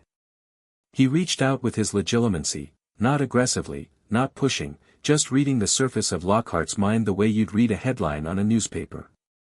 The man's surface thoughts were screaming, "He knows." How does he know? The boy from the bookshop. The one who defeated you-know-who. Can I obliviate him? No, too public. Too risky. Dumbledore watches him, I don't need to prove it, Harry said. I can see it. Right now, you're thinking about whether you could obliviate me and whether Dumbledore would notice. The answer is no and yes, in that order. Lockhart went pale. Genuinely, completely pale, the famous tan draining from his face like stage makeup under rain. What are you? He whispered. Someone who doesn't like liars, Harry said. Here's what's going to happen. You're going to teach this class, actually teach it, not read from your own books. I don't care if you have to study all night to stay one lesson ahead. If you can't manage that, I'll teach it myself and send a detailed letter to the Daily Prophet about your memory charm specialization. Are we clear? Lockhart swallowed. He nodded. Good. Harry stepped back. Have a nice evening, Professor. He turned and walked back to Ron and Hermione. Behind him, Lockhart's office door clicked shut with a sound like a coffin lid. By the end of September, the power dynamics at Hogwarts had shifted in ways that made the staff nervous. Harry didn't try to be the center of attention. He didn't swagger or boast or pick fights. But he was present in a way that was impossible to ignore. In every class, he performed magic that was years beyond his age. In Transfiguration, McGonagall had given up on the standard curriculum entirely and was working with him one-on-one after hours, exploring advanced techniques that she admitted she hadn't touched since her own newt preparation. Harry absorbed each lesson, and McGonagall, who had been teaching for 40 years, found herself learning things from a 12-year-old about the nature of transmutation that she'd never considered. "You don't just replicate the magic," she said one evening, watching Harry turn a tortoise into a perfectly functional pocket watch and back again with fluid, almost lazy wand movements. "You improve it. The underlying structure of your transmutations is more efficient than the standard model." "It's because I can see how different disciplines connect," Harry explained. He turned the tortoise into a teacup, then into a chess piece, then into a small bird that flew a loop around the room before landing on his shoulder as a tortoise again. Transfiguration and charms and even potions, they're all expressions of the same fundamental force. When you understand that, you can find shortcuts that the individual disciplines don't see. McGonagall stared at him. Then she took off her glasses, cleaned them, put them back on, and stared at him again. "Mr. Potter," she said, "I have been teaching transfiguration for longer than your parents were alive, and I believe you just explained something that I should have realized 30 years ago." Harry shrugged. "I've had good teachers." McGonagall's mouth twitched in what might have been a smile. She assigned him 7th-year material and didn't seem particularly surprised when he mastered it in a week. Flitwick had a similar experience. The tiny charms professor had started bringing academic papers to their after-class sessions, published research from charms journals, experimental techniques, theoretical frameworks. Harry read them, absorbed the principles, and frequently pointed out flaws in the methodology that the original researchers had missed. Flitwick started sending Harry's notes to his colleagues, attributed to "a promising student," and received replies ranging from intrigued to incredulous. Snape remained a special case. The potions master treated Harry with icy professionalism that barely concealed a roiling internal conflict Harry could sense even without legilimency. Snape was fascinated. Snape was terrified. Snape saw a boy with his mother's eyes and a dead Dark Lord's magical signature woven into his core, and it was eating him alive. Harry decided, after considerable thought, to extend an olive branch. "Professor Snape," he said after a potions lesson in early October, lingering while the other students filed out. "I want to apologize." Snape's eyebrows rose fractionally. "For what, precisely?" "For blocking your legilimency last year without explaining why." "You were testing me, I understand that now. You wanted to see if I was like him. Like Voldemort." The flinch at the name was barely perceptible, but Harry caught it. "I'm not," Harry continued. "I know that my magical signature carries traces of dark magic. I absorbed fragments of his power when his wraith attacked me. But absorption isn't agreement. I have his techniques. I don't have his goals." Snape stared at him for a long, motionless moment. The dungeon was silent except for the bubbling of potions in storage and the distant drip of condensation. "You are remarkably articulate for a 12-year-old, Snape said finally. "I've had an unusual education." Another silence.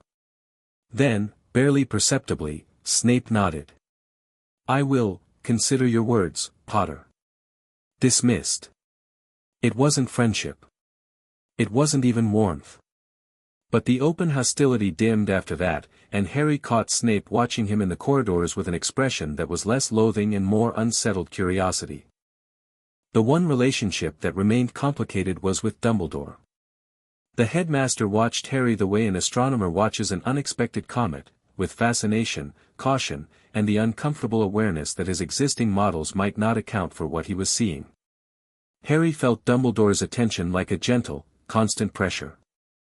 The old man never pushed, never probed, never confronted. He just observed, and the observations were logged behind those twinkling half-moon spectacles.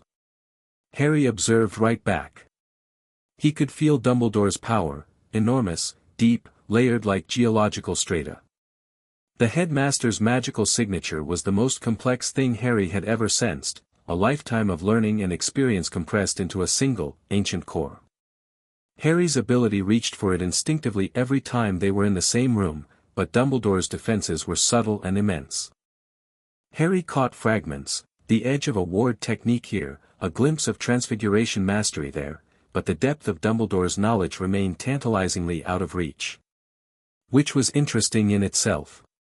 Everyone else's magic was an open book. Dumbledore's was a locked library. "He knows about your ability," Hermione said one evening in their usual empty classroom. She'd spread research materials across 3 desks and was cross-referencing historical accounts of spell mirrors with modern magical theory. "He has to. He's the most powerful wizard alive. There's no way he's missed it." "He knows," Harry agreed. "He's been watching me since September. Maybe since last year." "Then why hasn't he said anything?" Ron asked. He was leaning back in his chair, feet on the desk, tossing a quaffle from hand to hand. "Because he's trying to figure out what to do about it," Harry said. "I don't fit into his plans. Whatever he expected the boy who lived to be, I'm not it. And that scares him." "You scare a lot of people," Ron said cheerfully. "Malfoy practically wets himself every time you walk past." "Malfoy is the least of my worries," Harry said. "His father is the problem." "And the diary." The diary was still in his trunk, wrapped in Ron's sock, sealed inside a box that Harry had warded with every protective charm he knew. He could feel it pulsing faintly, even from across the castle, a dark heartbeat, patient and hungry. He hadn't opened it again since the Burrow. He wasn't ready yet. But soon. First, he needed to know what it was. And for that, he needed the restricted section. Hermione delivered. She always delivered. By the end of October, she'd compiled a dossier that would have impressed a professional researcher: historical accounts, theoretical frameworks, cross-referenced citations from 6 different magical traditions. "I think I know what the diary is," she said, her voice tight. "But Harry, if I'm right, it's worse than we thought." She spread her notes on the desk and explained. The concept was called a Horcrux. A vessel for a fragment of a wizard's soul, created through the act of murder, designed to anchor the creator to life even if their body was destroyed. The darkest magic in existence. So evil that the books in the restricted section only referenced it obliquely, terrified of the knowledge even in academic context. If the diary was a Horcrux, it meant Voldemort had torn his soul apart and hidden a piece of it inside a book. It meant the Dark Lord had been planning for his potential defeat long before he ever attacked the Potters. And it meant that as long as the diary, or any other Horcrux, survived, Voldemort could never truly die. Harry sat very still for a long time after Hermione finished. "Well," Ron said faintly. "That's not great." "No," Harry agreed. "But it explains why the Wraith survived. Why he's still out there, somewhere, too weak to act but too anchored to die." He looked at his friends. "It also means we can do something about it. If we destroy the diary, we destroy a piece of his soul. We make him more mortal." "How do you destroy a Horcrux?" Ron asked. "Very few things can do it," Hermione said. "Fiend fire, cursed fire that burns almost anything. Basilisk venom. A few other incredibly rare and dangerous substances. We don't have any of those," Ron pointed out. "Not yet," Harry said. And something in his tone made both of them look at him sharply. He didn't explain. He didn't have the full plan yet, just the edges of one, forming in the back of his mind. Dobby's warning. The diary. Malfoy. The Chamber of Secrets, which Hermione's research had already uncovered as a Hogwarts legend involving Salazar Slytherin and a hidden monster. They were all connected. He could feel the shape of it, even if the details were still blurred. Something was coming. Something had already started. And Harry, sitting in an empty classroom with his 2 best friends and a library's worth of stolen knowledge humming in his chest, was ready. The last evening of October, Harry stood at the window of Gryffindor Tower and looked out over the darkening grounds. The lake was a sheet of black glass. The Forbidden Forest was a wall of shadow. Somewhere beneath the castle, behind layers of stone and centuries of secrets, the Chamber of Secrets waited. He flexed his fingers, wandless, powerful, precise, and felt the full weight of what he'd become. Every spell he'd witnessed in 2 years of magical education sat ready in his arsenal. Transfiguration. Charms. Potions theory. Defense. Herbology. Legilimency. Occlumency. House elf magic. Dark arts fragments. Flying. Wardcraft. And a dozen other disciplines, each one mastered not through years of study but through the single, extraordinary gift of his magical core. He wasn't the strongest wizard in the world. Not yet. But he was the fastest learner who had ever lived, and the gap was closing every day. Behind him, the common room buzzed with pre-Halloween chatter. Ron was playing chess with Dean Thomas. Hermione was reading by the fire, Crookshanks in her lap. Ginny sat with her first-year friends, laughing at something one of them had said, looking healthier and happier than Harry had worried she might. The diary was contained. The fraud was neutralized. The pieces were in motion. Now all Harry had to do was wait for the enemy to make the next move. He didn't have to wait long. Chapter 3, Whispers in the Walls. Halloween night smelled like pumpkin and candle wax and something else, something cold and wrong that Harry caught at the edge of his senses like a note played slightly out of tune. The feast was spectacular. Hagrid's giant pumpkins floated overhead, carved into leering faces lit by real flames. Live bats fluttered between the candles. The food was excessive in the way that only Hogwarts could manage, mountains of sweets, rivers of pumpkin juice, enough roast meat to feed a small army. The great hall roared with laughter and conversation, and nearly every student in the castle was packed into the room, gorging themselves stupid. Harry sat between Ron and Hermione, eating treacle tart and half listening to nearly headless Nick's annual complaint about not being allowed to join the headless hunt. The ghost had invited them to his Death Day party down in the dungeons, and Harry had politely declined. He liked Nick well enough, but spending Halloween surrounded by rotting food and depressed ghosts didn't appeal when the alternative was treacle tart. The wrongness intensified around 9 o'clock. It came on gradually, a chill that had nothing to do with the drafty castle, a prickling along Harry's magical senses like static electricity building before a storm. He set down his fork and concentrated.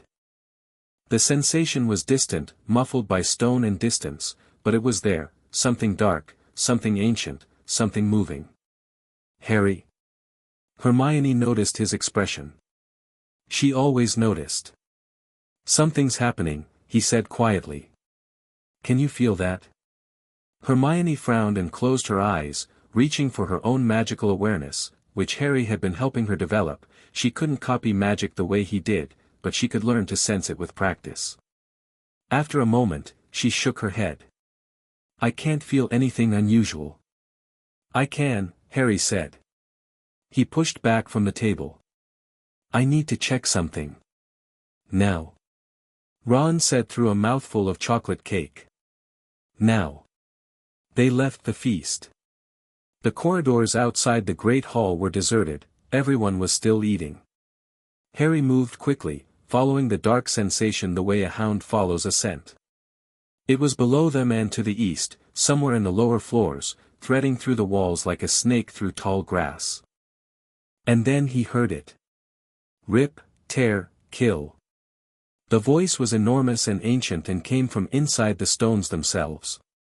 Not from a room, not from a person, from the walls, as if something massive was sliding through hidden passages behind the masonry. Harry stopped walking. His blood ran cold, then hot, then cold again. He understood the voice perfectly. Every hissing, sibilant word. Harry, what's wrong? Ron asked, catching his arm. You look like you've seen a ghost. I mean, you know what I mean.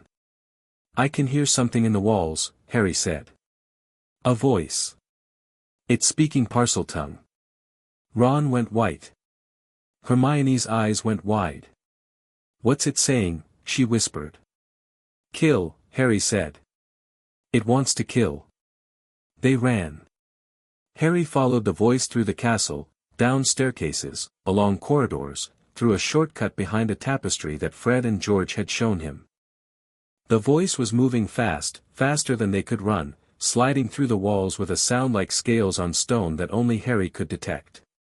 He pushed his senses outward, trying to get a fix on it, but the magical signature was diffuse, spread through the ancient pipes and passages that honeycombed the castle's infrastructure. They found Mrs. Norris on the second floor. Filch's cat hung from a torch bracket by her tail, stiff as a board, her eyes wide and glassy. Water covered the floor, overflow from the nearby bathroom, and on the wall, painted in what looked horribly like blood, words shone in the torchlight: "The Chamber of Secrets has been opened. Enemies of the air, beware." Harry stared at the message. Beside him, Ron made a strangled noise. Hermione pressed a hand over her mouth. The feast was ending. Harry could hear hundreds of feet approaching through the corridors, students returning to their common rooms, chattering and full of sugar, about to walk straight into this. "We should go," Ron said urgently. "If someone finds us here." "No," Harry said. He didn't move. "I'm not running from this." "Harry, I heard the voice. I followed it. I found the victim. Running makes me look guilty. Staying makes me a witness." The logic was sound but the timing was terrible. The first wave of students rounded the corner and stopped dead. Draco Malfoy was near the front, and his pale face split into a grin of savage delight. "Enemies of the air, beware," he called out. "You'll be next, mudbloods." His eyes found Hermione and the grin widened. Harry's hand tightened on his wand, not from fear but from the effort of not hexing Malfoy into next week in front of 200 witnesses. Filch arrived. Saw his cat. Screamed. Rounded on Harry with grief-maddened eyes and shaking fists. You did this. You killed my cat." "She's not dead," Harry said calmly. "She's petrified. Frozen, not killed. A qualified healer can reverse it." Filch lunged at him. Harry sidestepped without effort, and Dumbledore's hand closed on Filch's shoulder from behind, appearing as if from thin air. "Argus," Dumbledore said, gentle and firm. "She is not dead. Harry is correct, she has been petrified. Madame Pomfrey and Professor Sprout will be able to revive her when the mandrakes mature." The headmaster's eyes swept the scene, the message, the cat, the water, the 3 second-years standing in the middle of it all. His gaze lingered on Harry. "Perhaps," Dumbledore said, "Harry, Ron, and Hermione might join me in my office for a brief conversation." McGonagall, Snape, and Lockhart followed them up. Lockhart kept trying to insert himself into the conversation with increasingly irrelevant suggestions. "I could have saved the cat if I'd been there, of course. I once depetrified an entire village in Ouagadougou," until Snape silenced him with a look that could have stripped paint. In Dumbledore's office, surrounded by whirring silver instruments and the soft trilling of Fawkes the Phoenix, Harry told the truth. "Most of it. I heard a voice in the walls during the feast," he said. "Speaking Parseltongue. It was talking about killing. I followed it to the second floor, and that's where we found Mrs. Norris." Snape's eyes sharpened. "You speak Parseltongue, Potter?" "Yes." "Since when?" "Since always, as far as I know. I spoke to a snake at the zoo when I was 10. I didn't realize it was unusual until I got to Hogwarts." The room was very quiet. Dumbledore's expression was carefully neutral, but Harry could feel the old man's mind working behind those half-moon spectacles, recalculating, adjusting, incorporating this new data point into whatever grand model he was constructing. "The voice in the walls," Dumbledore said. "You believe it was a creature. Not a person. Definitely a creature. Something large, moving through the pipes or passages inside the walls. Its magical signature was old. Ancient, even. And dark.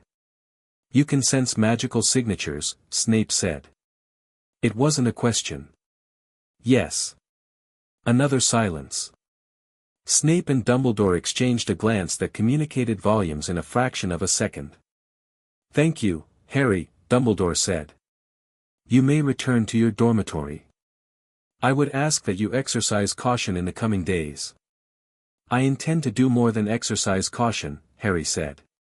"I intend to find out what's in the walls and stop it." Dumbledore's eyebrows rose slightly. "That is a task for the staff, Harry." "With respect, Headmaster," the staff didn't hear the voice. "I did. And whatever opened that chamber is connected to Voldemort. I can feel the same magical signature."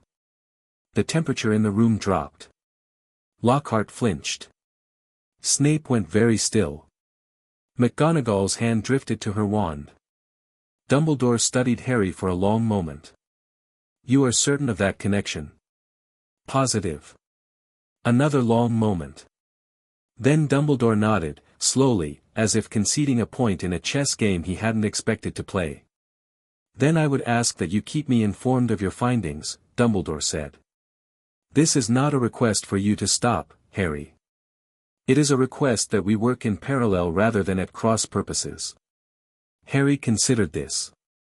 It was, he decided, a reasonable ask from a man who was trying to adapt to a situation that had outgrown his plans. Agreed. He left the office with Ron and Hermione.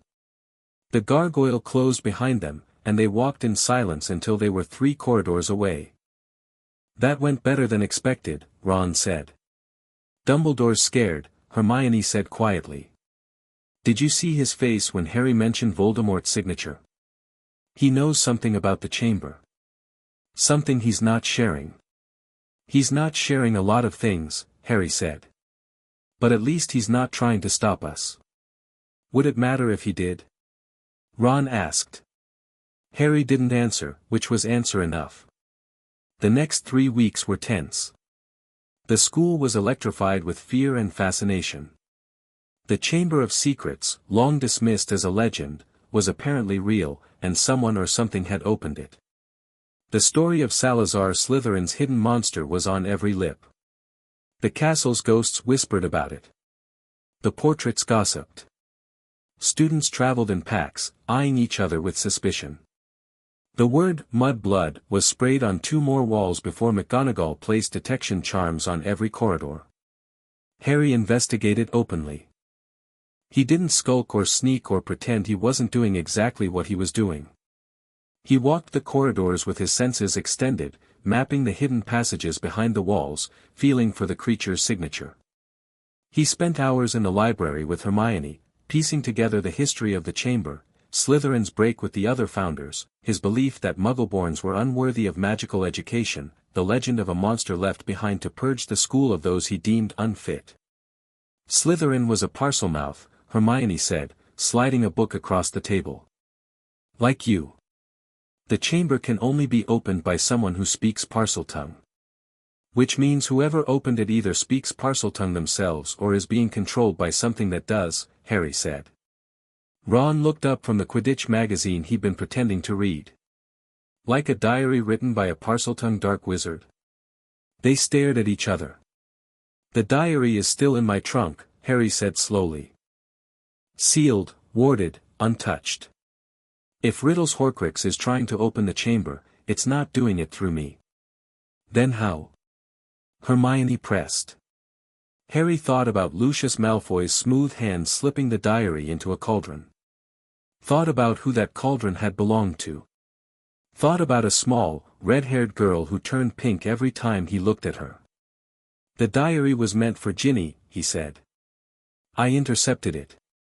But what if whatever plot Malfoy set in motion has another mechanism? What if the diary was just one piece? Or what if someone else is doing it?" Ron said. "Someone who's already connected to you-know-who's old followers." "Who at Hogwarts would be connected to Voldemort's followers?" Harry asked. They all looked at each other, and 3 names surfaced simultaneously: Draco Malfoy, Severus Snape. And, though none of them wanted to say it, whatever trace of Voldemort might still be lingering in the castle from last year's possession of Quirrell. Harry ruled out Snape almost immediately. The potion's master's magical signature was dark adjacent but fundamentally stable. Whatever Snape's past, his present allegiance was to Dumbledore, and Harry's legitimacy confirmed it every time they were in the same room. Snape radiated guilt and self-loathing and fierce, buried loyalty. Not the profile of someone opening chambers and petrifying cats. Draco was more plausible but less capable. The boy was a bully and a bigot, but his magical core was mediocre and his knowledge base was that of a pampered second year. He couldn't have opened the chamber. His father, though, his father was another matter entirely. Harry kept watching. Kept listening. Kept feeling the walls of the castle for that ancient, slithering presence. On a Tuesday in mid-November, it happened again. Harry was walking back from the library alone, Hermione had gone to bed early, Ron was at chess club, when the voice returned. Louder this time, closer, vibrating through the stones with hungry anticipation. So hungry, for so long, let me kill, let me rip. Harry broke into a run. He followed the voice down 2 flights of stairs and along a corridor he didn't normally use, a back passage near the kitchens. The voice was ahead of him, moving fast, and Harry pushed his speed, his footsteps echoing off the stone. He rounded a corner and found Colin Creevey.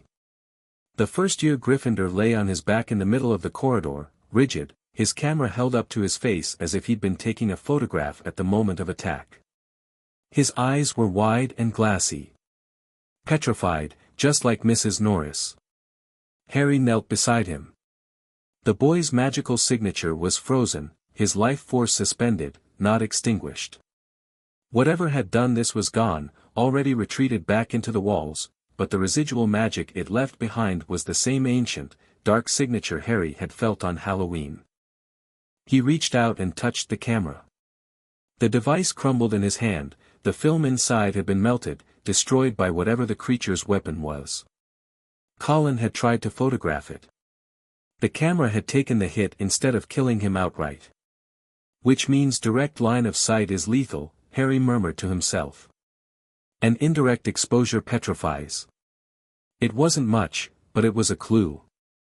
A creature that killed with its gaze, ancient enough to date back to Slytherin's era, large enough to move through the castle's plumbing system, speaking Parseltongue, Harry's mind raced through every magical creature's textbook Hermione had made him read.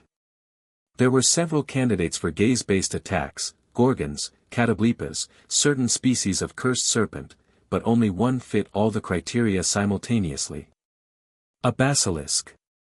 King of serpents. Born from a chicken's egg hatched beneath a toad. A stare that killed instantly.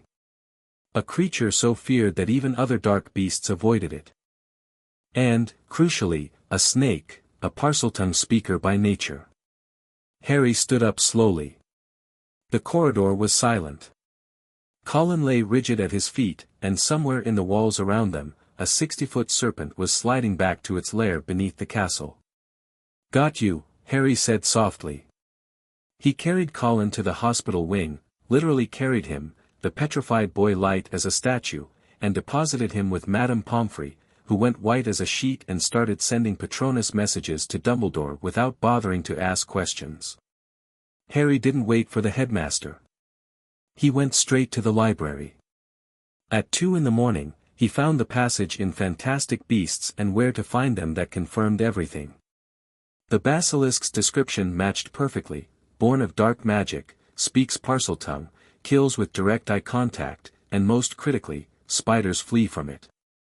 Harry remembered, suddenly, the unnervingly spider-free corridors near the second-floor bathroom where they'd found Mrs. Norris. No cobwebs. No spiders. In a 1,000-year-old castle, that should have been impossible.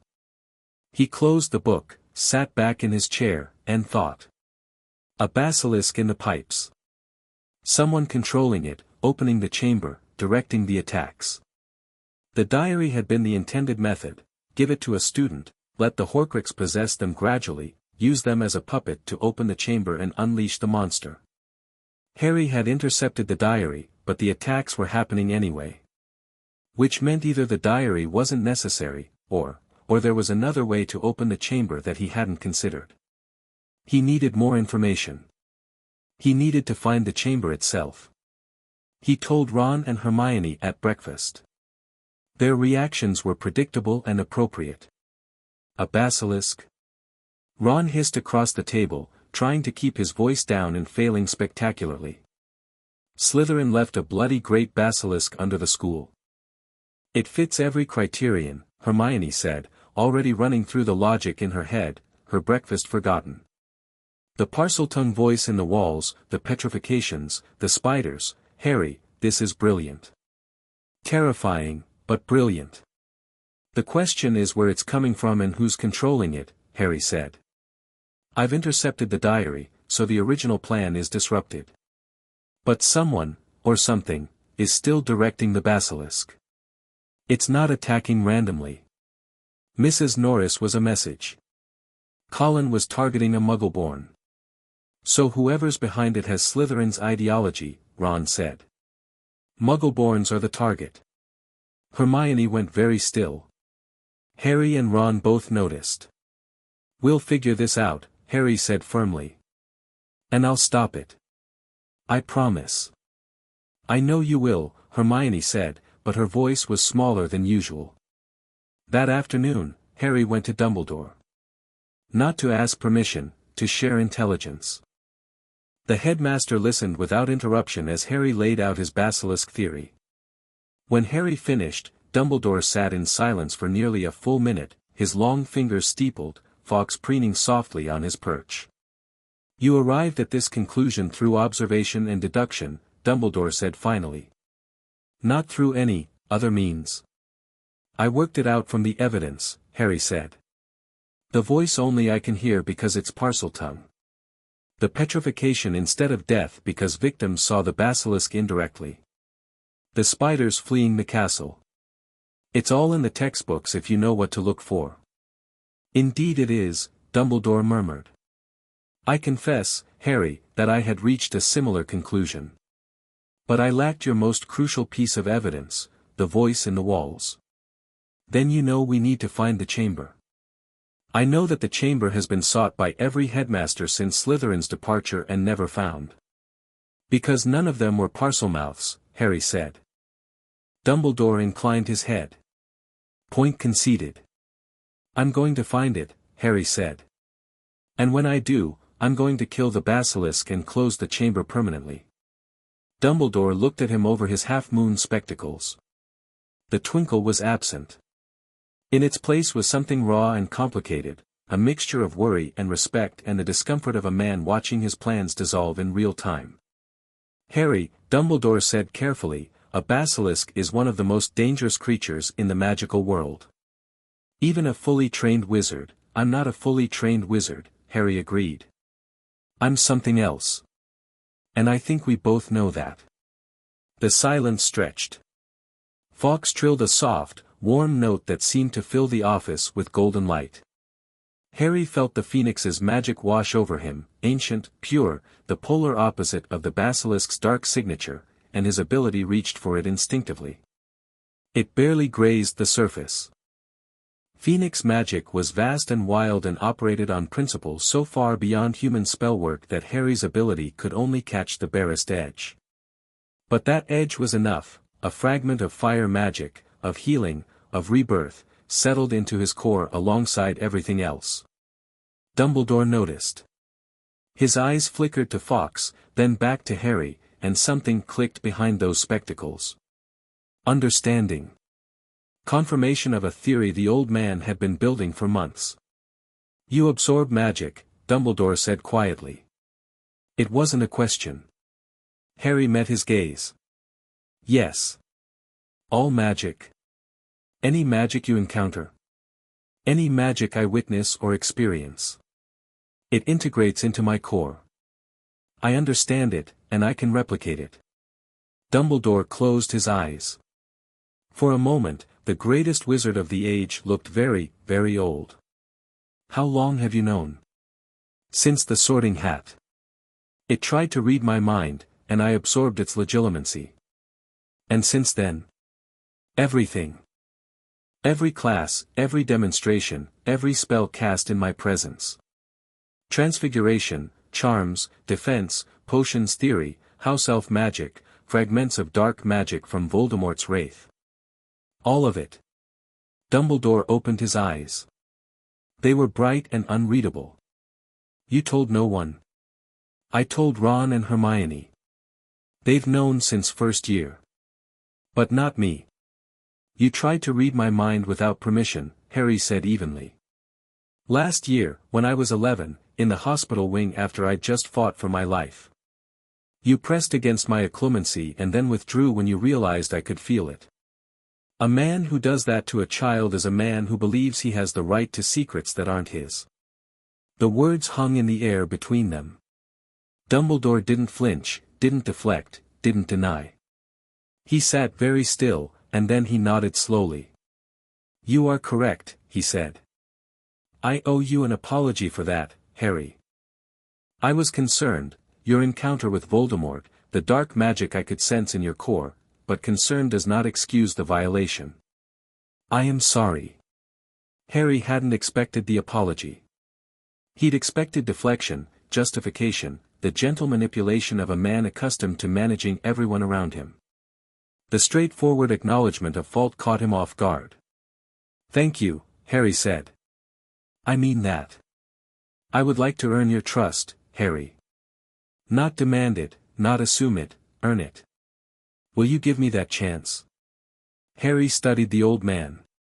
Read the surface of his thoughts, not pushing, just observing the emotional currents that Dumbledore was deliberately leaving unshielded, a show of good faith.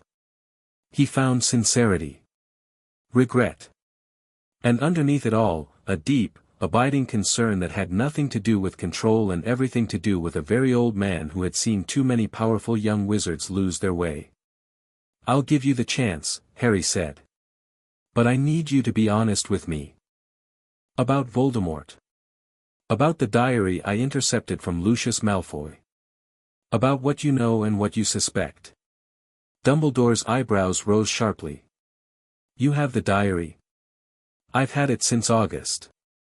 I saw Malfoy planted in Ginny Weasley's cauldron at Flourish and Blots. I intercepted it. It's been sealed in my trunk since then, warded, contained, untouched. Harry. Dumbledore leaned forward, and for the first time, Harry saw genuine alarm in his expression. That diary, do you know what it is? A Horcrux, Harry said. The word detonated in the room like a silent bomb.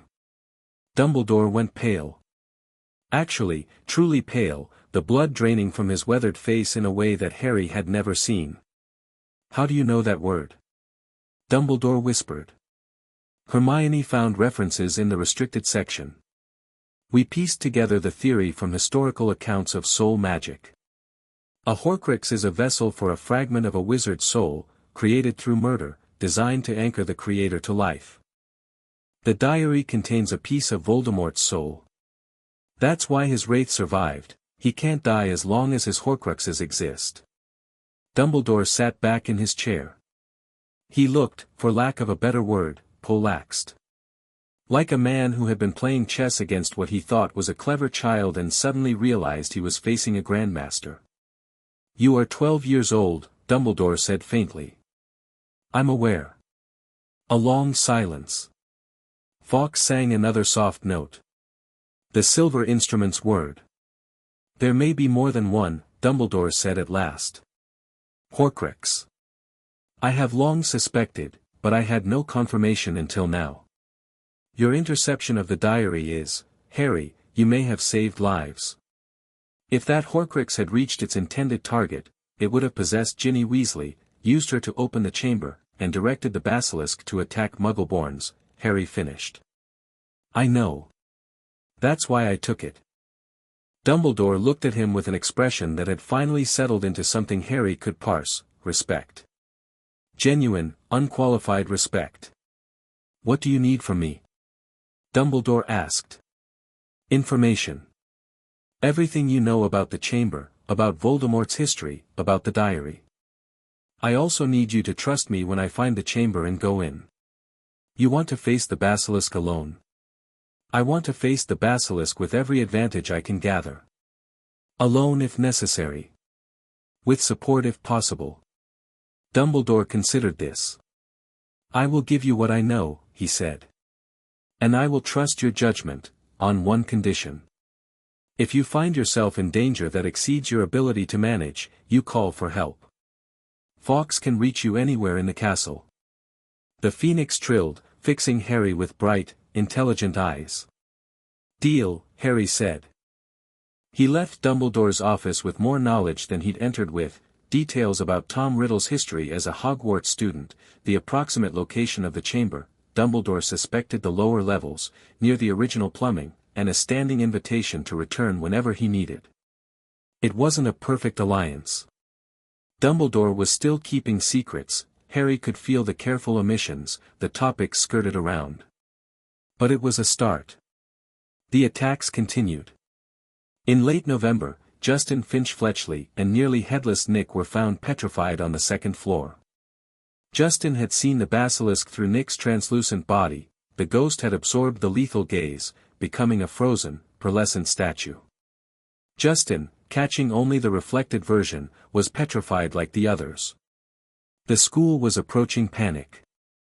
Students walked in groups, clutching garlic and mirrors and protective amulets that wouldn't have stopped a determined moth, let alone a basilisk. Muggle-born students were especially terrified.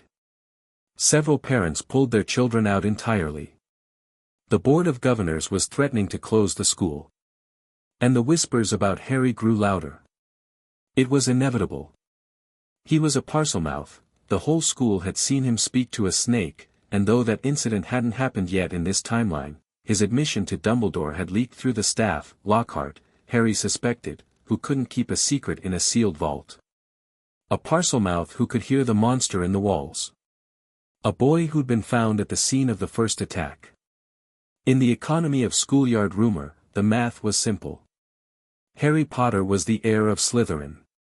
It was absurd, and Harry treated it as such. He didn't hide, didn't apologize, didn't avoid the whispers or the pointed fingers. When a group of Hufflepuffs scattered as he walked through a corridor, Harry stopped, turned to face them, and said clearly, if I were the heir of Slytherin, why would I be the one trying to find the chamber and stop the attacks? Think about it for 2 seconds. Most of them had the grace to look embarrassed. Ernie Macmillan, who had been the loudest proponent of the Harry is the heir theory, spluttered something about misdirection. Harry fixed him with a stare. Ernie, I fought Voldemort last year. I pulled Colin Creevey out of a corridor and carried him to the hospital wing. I've been in the library every night researching how to stop this. If that's misdirection, it's spectacularly inefficient. Ernie shut up.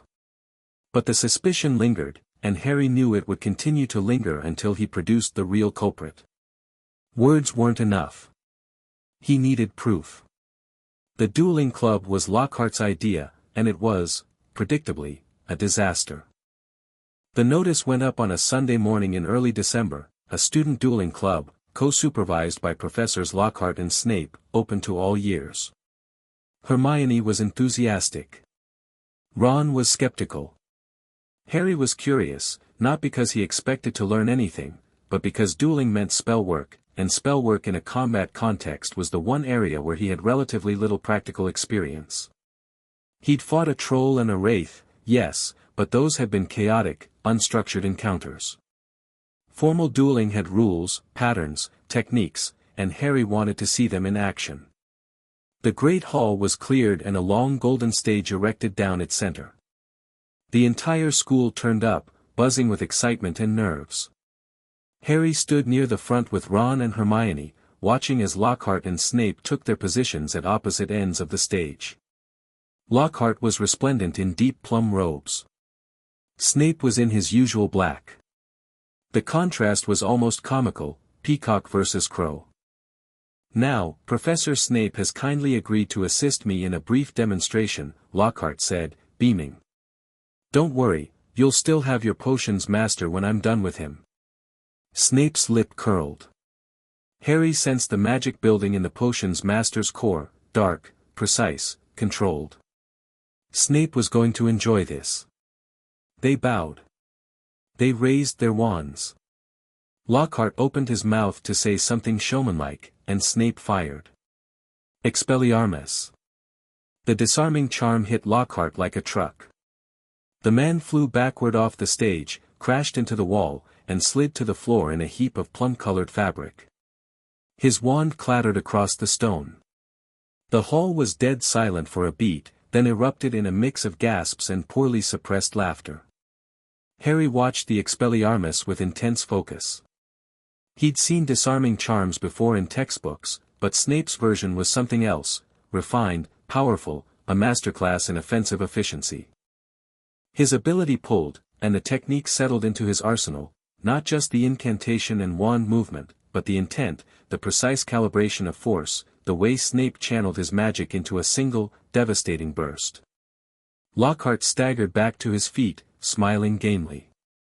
Well, there you have it. That was a disarming charm. As you see, I've lost my wand. Ah, thank you, Miss Brown. Yes, an excellent idea to show them that, Professor Snape, but if you don't mind my saying so, it was pretty obvious what you were about to do. Perhaps, Snape said silkily, we should teach the students to block unfriendly spells first. Excellent suggestion. Let's pair them up. Potter, how about you and Mr. Malfoy? Of course. Harry stepped onto the stage. Draco climbed up from the other side, pale face flushed with a mix of excitement and anxiety. He'd been strutting about the castle for weeks, making loud comments about the heir of Slytherin and how Muggleborns deserved what was coming. He was brave when Harry was across the room. Up close, on a dueling stage, with Harry's green eyes fixed on him, he was considerably less so. Scared, Potter? Draco managed. Of what? Harry said genuinely. They bowed. Lockhart counted to 3. On 3, Draco snapped his wand up and shouted, Serpensortia. A long black snake erupted from the tip of Draco's wand and hit the stage with a heavy thud. It was thick and angry, its hood flaring, and it immediately oriented on the nearest movement, Justin Finch-Fletchley, standing at the edge of the stage. The hall screamed. Students scrambled backward. The snake slithered toward Justin, jaws opening. Allow me. Lockhart brandished his wand with a flourish, and the snake flew into the air, but instead of vanishing, it landed back on the stage, now thoroughly enraged and twice as aggressive. It lunged toward Justin. Harry stepped forward. He didn't raise his wand. He looked at the snake and spoke. Stop. The word came out as a hiss, low, sibilant, commanding. The snake froze. Its hood flattened. It turned its head toward Harry, tongue flickering. You are frightened and angry, Harry said in Parseltongue. These humans did not summon you by choice. No one here will harm you. Be still. The snake lowered itself to the stage and went quiet. Its body relaxed from a striking coil into a loose, passive rest. It looked, if a snake could look such a thing, almost relieved. The great hall was absolutely silent. 200 students stared at Harry. Every face showed the same thing, shock, fascination, fear. The boy who lived had just spoken to a snake in front of the entire school, and the snake had obeyed. Harry could feel the suspicion crystallizing in real time. The heir of Slytherin speaks to snakes, found at the scene of the attack. The narrative was too perfect, too clean, too satisfying for a scared mob to resist. So he broke it. Harry turned to face the school. He didn't step back, didn't look away, didn't apologize. He spoke clearly, in English, his voice carrying to every corner of the hall. Yes, I speak Parseltongue. I've been able to since I was a child. It's how I've been tracking the creature attacking students. I can hear it moving through the walls, speaking in a language only a Parselmouth understands. Murmurs. Whispers. Shifting feet. The monster in the Chamber of Secrets is a basilisk, Harry said. A giant serpent, 60 feet long, that kills with its gaze. Mrs. Norris saw its reflection in the water. Colin saw it through his camera. Justin saw it through nearly headless Nick. Every victim survived because they didn't look at it directly. The murmurs grew louder. Students exchanged wide-eyed glances. This was more information than anyone had been given. The staff had kept the nature of the monster secret, hoping to prevent panic. Harry was done with secrecy. I didn't open the chamber, he continued. I'm trying to close it. And I'm going to, as soon as I find its entrance. But I need the people in this room to stop being afraid of the wrong thing. The danger isn't the boy who talks to snakes. The danger is the snake itself, and whoever is controlling it. He looked at Draco. The chamber was opened once before, 50 years ago, by a student named Tom Riddle. Anyone know that name? Draco's face went chalky. He knew the name, or at least, he'd heard it from his father. Harry could feel the boy's fear spike like a needle on a dial. Tom Riddle became Lord Voldemort, Harry said, and the hall flinched as one. The diary I intercepted this summer, the one Lucius Malfoy tried to plant on a first-year student, contains a fragment of Voldemort's soul. That's what's behind the attacks. Not a student, not a prankster, not me. Voldemort. Still pulling strings from beyond the grave. The silence that followed was total. Complete. The kind of silence that happens when an entire room full of people simultaneously realizes that the world is larger and more dangerous than they've been pretending. Snape broke it. Potter, he said, his voice flat, you have just made several extraordinary claims in front of the entire student body. Yes, Harry said. And every single one of them is true. Professor Dumbledore can confirm. Can't you, Headmaster? Every head in the hall turned to the far end, where Dumbledore stood in the doorway of the Great Hall. Harry had felt him arrive. The massive, complex magical signature was impossible to miss. The old man must have come running when he felt the disturbance, or perhaps when a portrait reported what was happening. Dumbledore looked at Harry. Harry looked back. The basilisk theory is one I share, Dumbledore said, and his voice, though quiet, reached every ear. I can also confirm that a dark artifact connected to Voldemort was intercepted by Harry before it could reach its intended target. Harry has been working to identify the threat and protect this school. A beat. Then, he has my full confidence. The effect was like a dam breaking. Suddenly everyone was talking at once, frightened voices, angry voices, relieved voices, voices demanding to know why they hadn't been told. Lockhart was trying to take credit for something. Snape had retreated to the shadows with his arms folded, watching Harry with that complicated, unreadable expression. Harry stepped off the stage. Ron and Hermione were waiting. That was either incredibly brave or incredibly stupid, Hermione said. Why not both? Ron offered. The school needed to know, Harry said. Fear of the unknown is worse than fear of the known. Now they know what the monster is, they know how to survive it, don't look it in the eyes, and they know who's responsible. You just publicly accused Lucius Malfoy of planting a Horcrux, Hermione pointed out. He's on the board of governors. He has connections in the ministry. Good, Harry said. Let him come. That evening, after the furor had died to a dull roar and the students had been shepherded to their common rooms by shaken prefects, Harry sat in the empty classroom with Ron and Hermione and laid out his plan. The chamber entrance is in a bathroom, he said. Specifically, the girls' bathroom on the second floor, the one that's always out of order. The one haunted by Moaning Myrtle. How do you know? Ron asked. 3 reasons. 1. Mrs. Norris was petrified right outside it.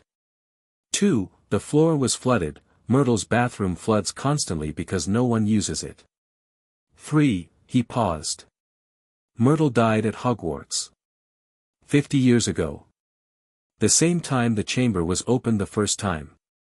Hermione's hands flew to her mouth. She was the student who was killed. The one they covered up. I think so. And if she died in that bathroom, there's a good chance she died because the basilisk emerged from the chamber entrance in that bathroom. We need to talk to Myrtle, Ron said. Tomorrow, Harry agreed. Tonight, I want to look at the diary one more time. They went to Gryffindor Tower. Harry retrieved the diary from his trunk, still wrapped in Ron's sock, still warded, still pulsing faintly with dark magic. He carried it to the empty classroom and set it on the desk. What are you going to do? Hermione asked, her voice tight. I'm going to talk to it. Harry, I have the strongest occlumency in this castle. The diary can't possess me, can't influence me, can't drain me. But Riddle doesn't know that, or if he does, he doesn't understand why. I'm going to use that. He opened the diary. The blank pages stared up at him. He picked up a quill, dipped it in ink, and wrote, "Hello, Tom. Remember me?" The ink sank into the page. A pause, longer than last time, as if the diary was thinking. Then words bled upward in that elegant, archaic hand. Harry Potter. I've been waiting. Waiting for what? For you to come back. I could feel you through the wards. Your magic is extraordinary. I've never encountered anything like it. Harry glanced at Hermione, who was reading over his shoulder.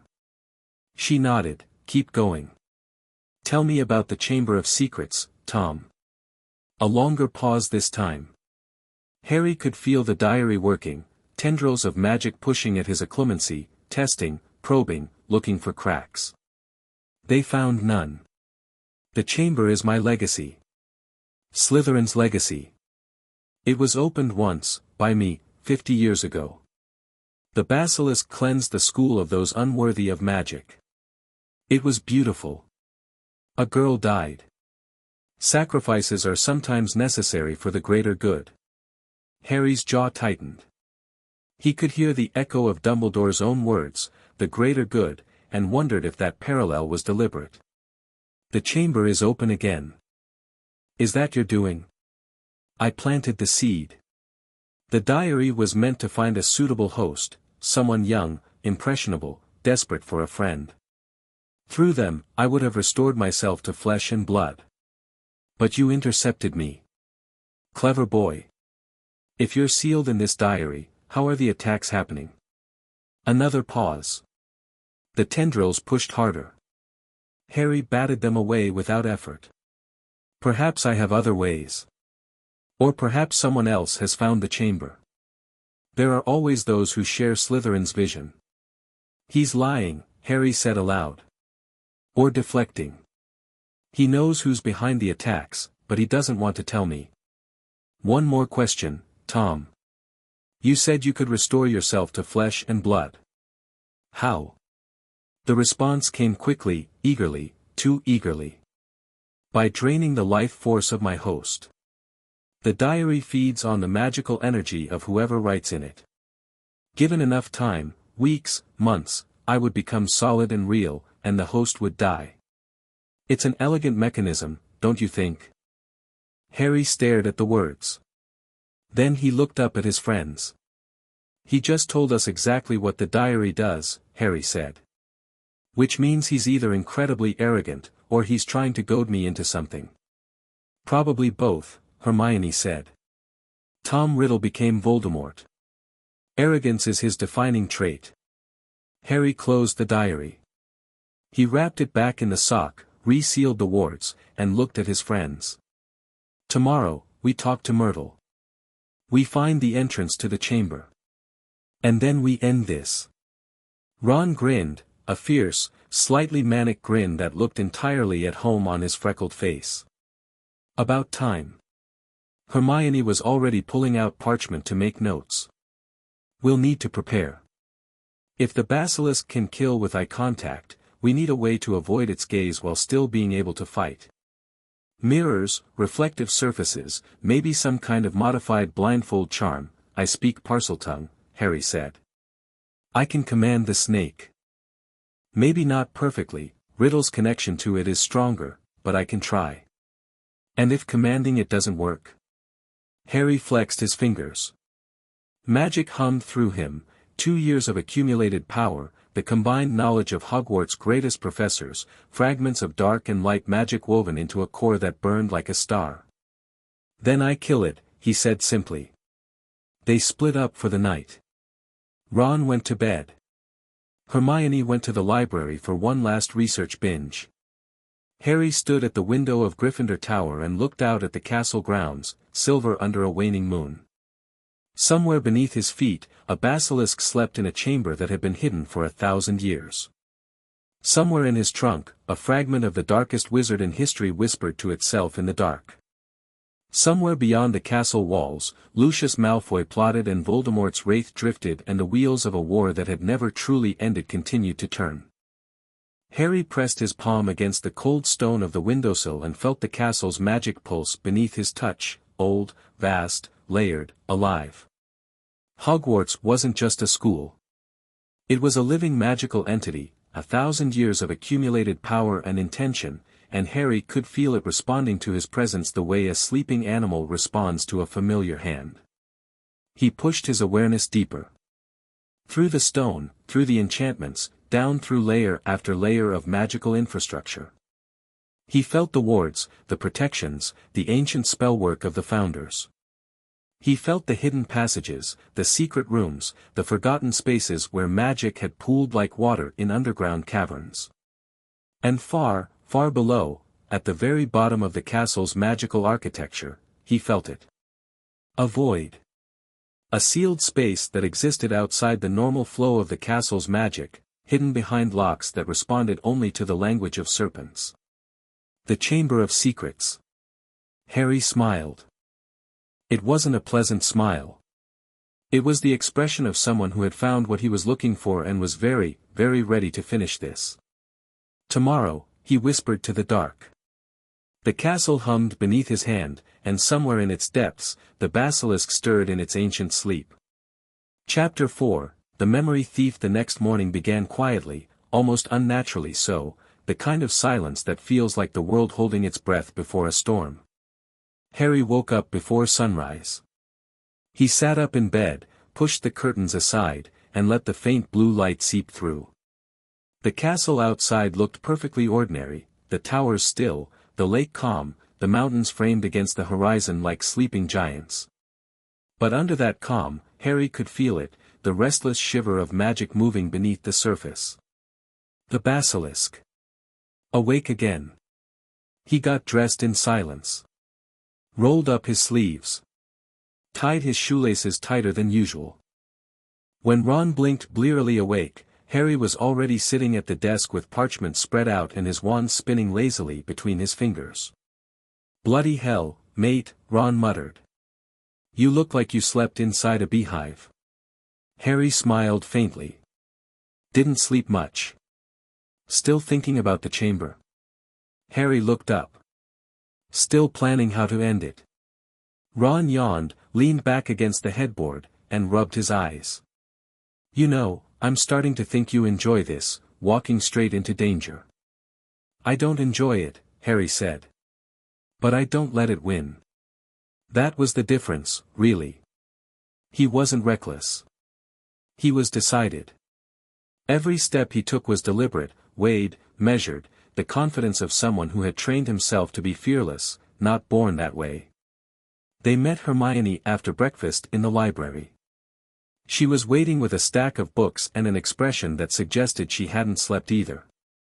"I confirmed it," Hermione said before they even sat down. Moaning Myrtle's death was classified as an accident 50 years ago, no culprit identified. The timing fits exactly with the last known opening of the chamber. "Then Myrtle's bathroom is our entrance," Harry said. "It's the only one that makes any sense." She lowered her voice. "I think Riddle did it through her, maybe manipulated her to go in there when the basilisk was released. Let's find out." The library's long windows threw stripes of light across the table, glinting off Hermione's ink bottle. Harry felt the magic of the castle hum faintly beneath them, like a living heartbeat. Hogwarts knew what they were doing, and it was watching. They made their way to Myrtle's bathroom around 10. It was as they remembered, damp, echoing, perpetually flooded. The smell of mildew was sharp enough to sting the nose, and the air had that hollow chill of places the living rarely visit. Myrtle herself drifted above the largest stall, her translucent form sulking. When Harry entered, she immediately perked up. "Oh. It's you," she said, swooping down. "The famous Harry Potter. Come to throw something at me again?" "No," Harry said gently. "I came to ask you something." Her tone softened a little, not much, just enough to show that she liked being asked rather than ignored. "Oh. Well. I suppose I can listen. Do you remember how you died?" Harry asked. Myrtle blinked at him, surprised by the question's directness. "Most people don't ask that. They ask how I became so, mope why. But yes, I do remember." She floated slowly toward the far sink and pointed her thin, spectral hand. "I was in here. In that stall. I'd been crying because Olive Hornby teased me again. I heard something, someone, a boy speaking in a weird, hissing voice. Then I saw a pair of big yellow eyes. And then I wasn't alive anymore." Harry followed where she pointed. The sink was ancient, cracked porcelain, rusted pipes. The middle tap, unlike the others, looked ornamental, silver, engraved with a serpentine pattern winding around its base. Harry felt the magic instantly. Old, layered, locked behind something that wasn't a spell but an understanding. Parseltongue. He turned to the others. "That's it." Hermione's breath hitched. Ron looked half awed, half horrified. "You're just gonna talk to it?" Harry placed his hands on the cracked sink and leaned close. His reflection looked strange in the dim light, older than 12, eyes sharper than they had any right to be. He hissed, low and slow, "Open." The sink rumble was deep enough to shake the entire room. Stone scraped against stone, the pipes twisted, the floor split like something breathing after a 1,000-year sleep. The sink sank smoothly out of sight, revealing a wide stone tunnel descending into blackness. Myrtle hovered back, eyes wide. "Oh. You should not go down there, wait," Hermione said sharply. Harry didn't wait. He jumped. The tunnel caught him like a slide, slick and steep. The descent was fast, black walls flashing past, water spraying into his face. Behind him, he heard Ron and Hermione yelling as they followed, and at the bottom, he landed hard on wet stone, rolled, and came up wand ready. The air was heavy with magic. Old magic. The kind that didn't just exist, it whispered. Hermione thudded down next, then Ron. The tunnel stretched ahead of them, endless, curved, lined with carvings so ancient they barely looked human. Serpents twined around the walls, their eyes faintly glowing blue. "Bloody terrifying," Ron muttered. Harry walked forward. Every step was slow, deliberate. The deeper they moved, the stronger the magic became, pulse upon pulse, until Harry could barely tell where his heartbeat ended and Hogwarts began.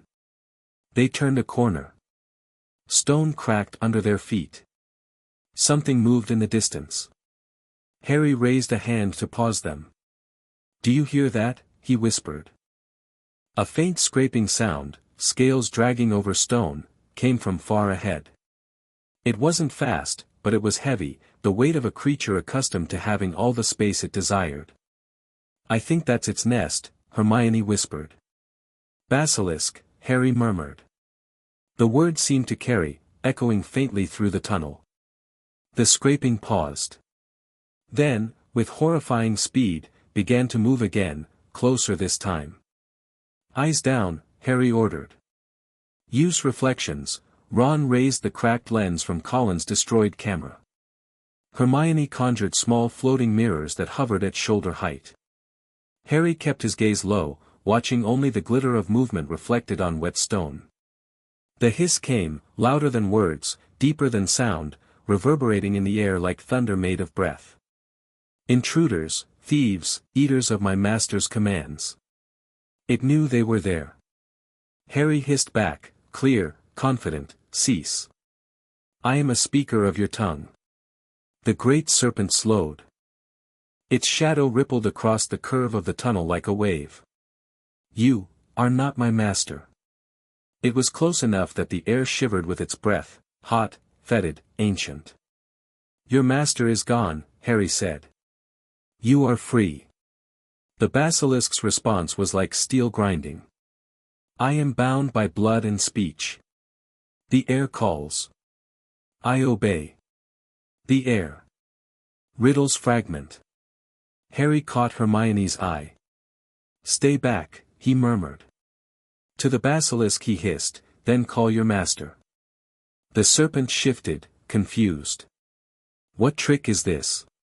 And that was when they saw it, an arch carved into the wall ahead, dripping with serpentine motifs, half open, half sealed. The entrance. Harry walked toward it, movements precise and fearless. He hissed again, open. The archway peeled back like a curtain made of solid stone. Cold air blasted out, dry and old, smelling of dust and death. You two stay here, Harry said. No arguments. Hermione started to object, but stopped when she saw the look in his eyes, not reckless, not angry, but decided. Ron nodded silently. Harry stepped through the arch. The Chamber of Secrets was enormous, a cathedral carved into the bones of the earth.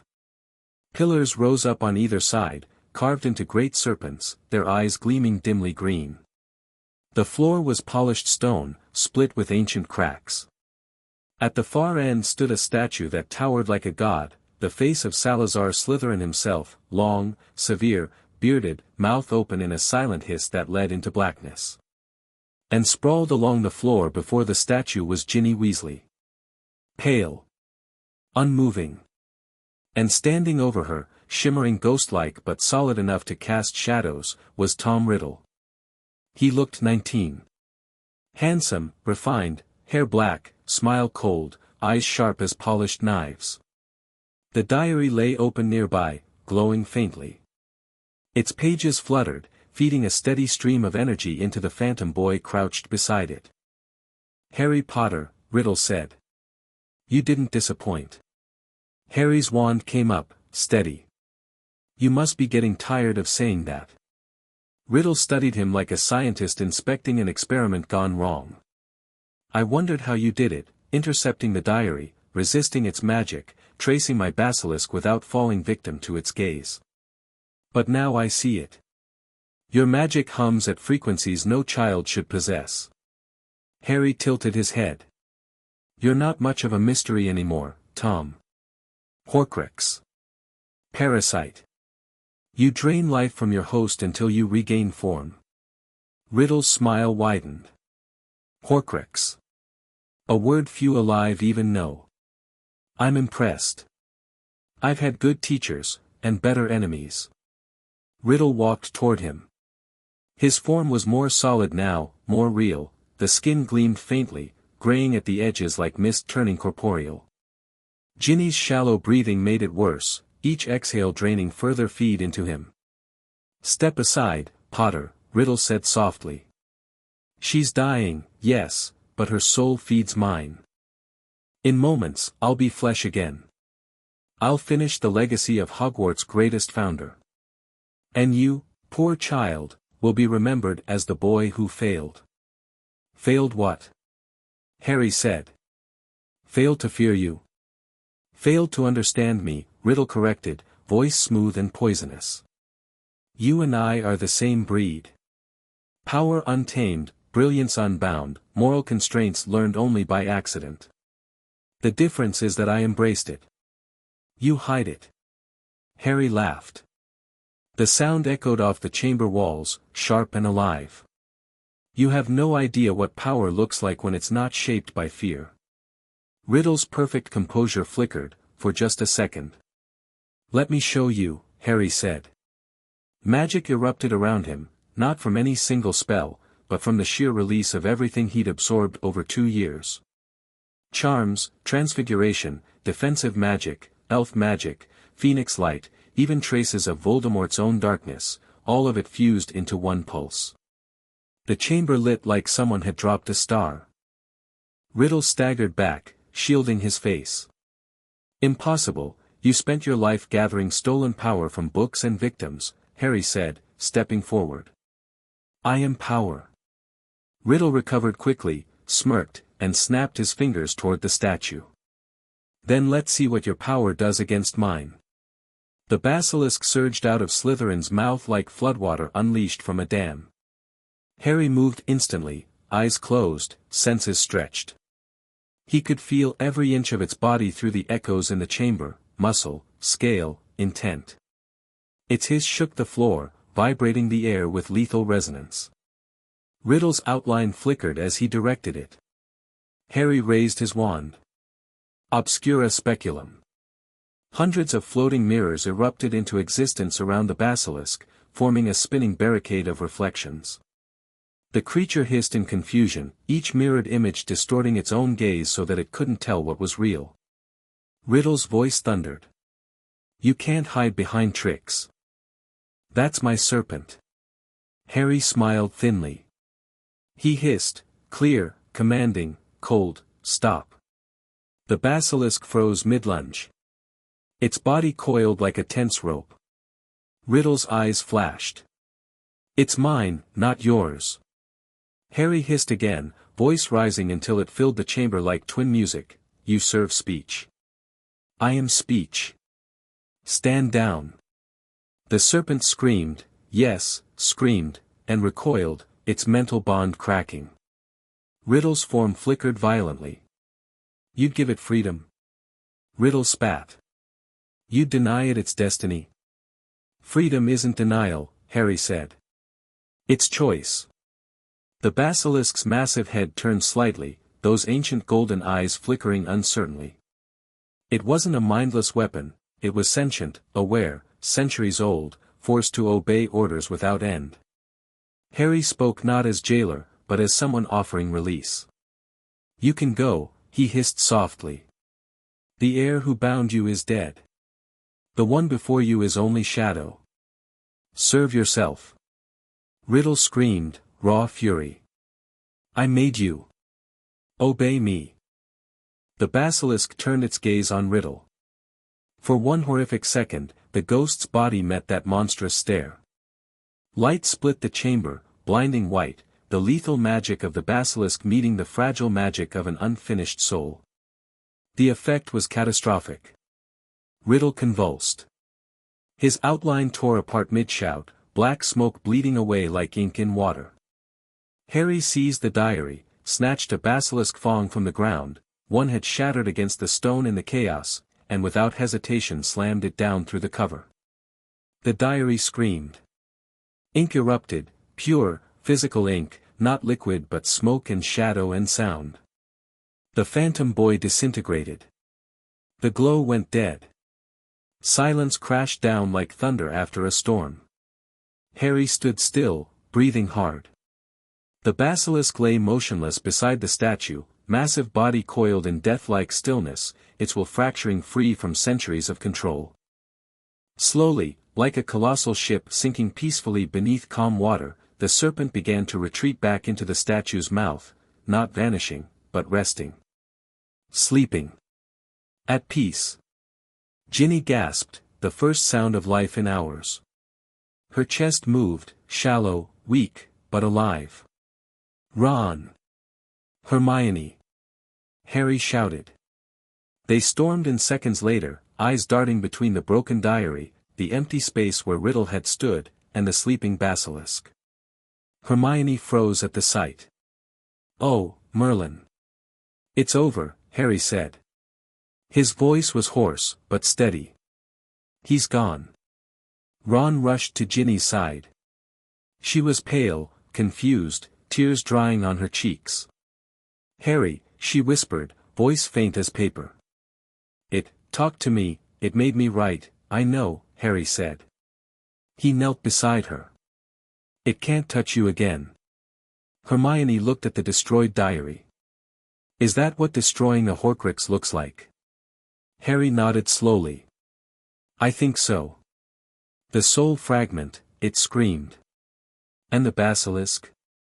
Ron asked, glancing nervously at the statue. He's sleeping, Harry said. He's done serving masters. Hermione hesitated. You spoke to it like it could choose. It could, Harry said. Even monsters get tired of obeying. They sat there for a moment, 3 kids and 1 phoenix-lit boy who wasn't quite a child anymore, surrounded by dust, magic, and the ruins of an ancient legend. Harry, Hermione said quietly. You just defeated a Horcrux, overpowered a basilisk, and freed a creature bound by ancient magic. You're 12. Harry's lips curved into a faint grin. Guess I'm ahead on homework. Hermione laughed shakily. The sound broke the tension like sunlight through cloud. They carried Ginny out of the chamber together. The tunnel didn't seem so dark now, the carvings glowed faintly, the old stone breathing easier, as though the castle itself had exhaled after centuries of pain. When they emerged into Myrtle's bathroom again, the ghost's eyes went wide. You did go down there. And came back. What was it like? Harry met her gaze seriously. Lonely, he said. You were right not to go. For once, she looked more thoughtful than self-pitying. They took Ginny straight to Dumbledore's office. The old wizard was waiting as if he'd known, Fawkes perched beside him, bright eyes glowing gold. Harry laid the diary on the desk, broken fangs still protruding. Dumbledore studied it. So.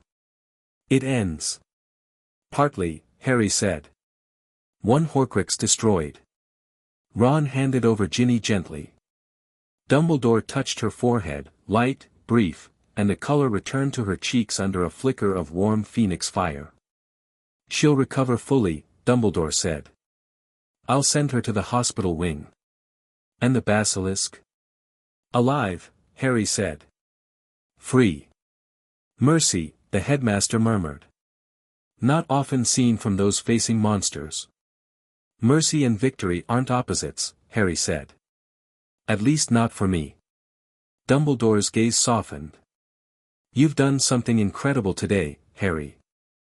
Not just by saving Ginny, not only by ending Riddle's influence, but by changing the nature of a story that was meant to repeat itself. Harry frowned. Repeat? The chamber was designed for slaughter. You turned it into salvation. Dumbledore's voice warmed. That is the rarest kind of strength. The praise felt genuine, not the gentle manipulation Harry half expected, but respect, clean and simple. He nodded. He didn't stay long. Too many thoughts, too much noise. As the phoenix trilled again in the background, Harry felt the resonance of its magic deepen, its song brushing against the fragments in his core and knitting something new there, a trickle of healing light, a seed of regeneration. It felt different. Alive. He left quietly, letting the adults handle cleanup, teachers retrieving the petrified students, Madame Pomfrey brewing the mandrake restorative, the castle whispering through its stones in relief. The story of what happened would ripple fast. By morning, every house would know that Harry Potter had found the Chamber of Secrets and won. But none of that mattered much to Harry.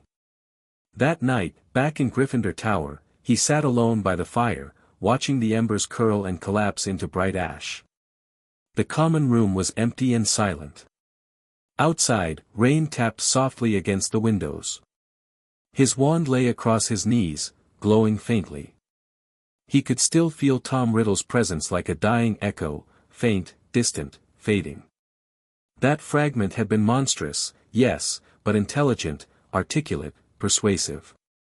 And it had tried to make him see himself in the darkness. Harry turned that notion over in his mind for a long time. Power wasn't what Riddle thought it was. It wasn't domination or fear or hunger. It was choice. It was direction.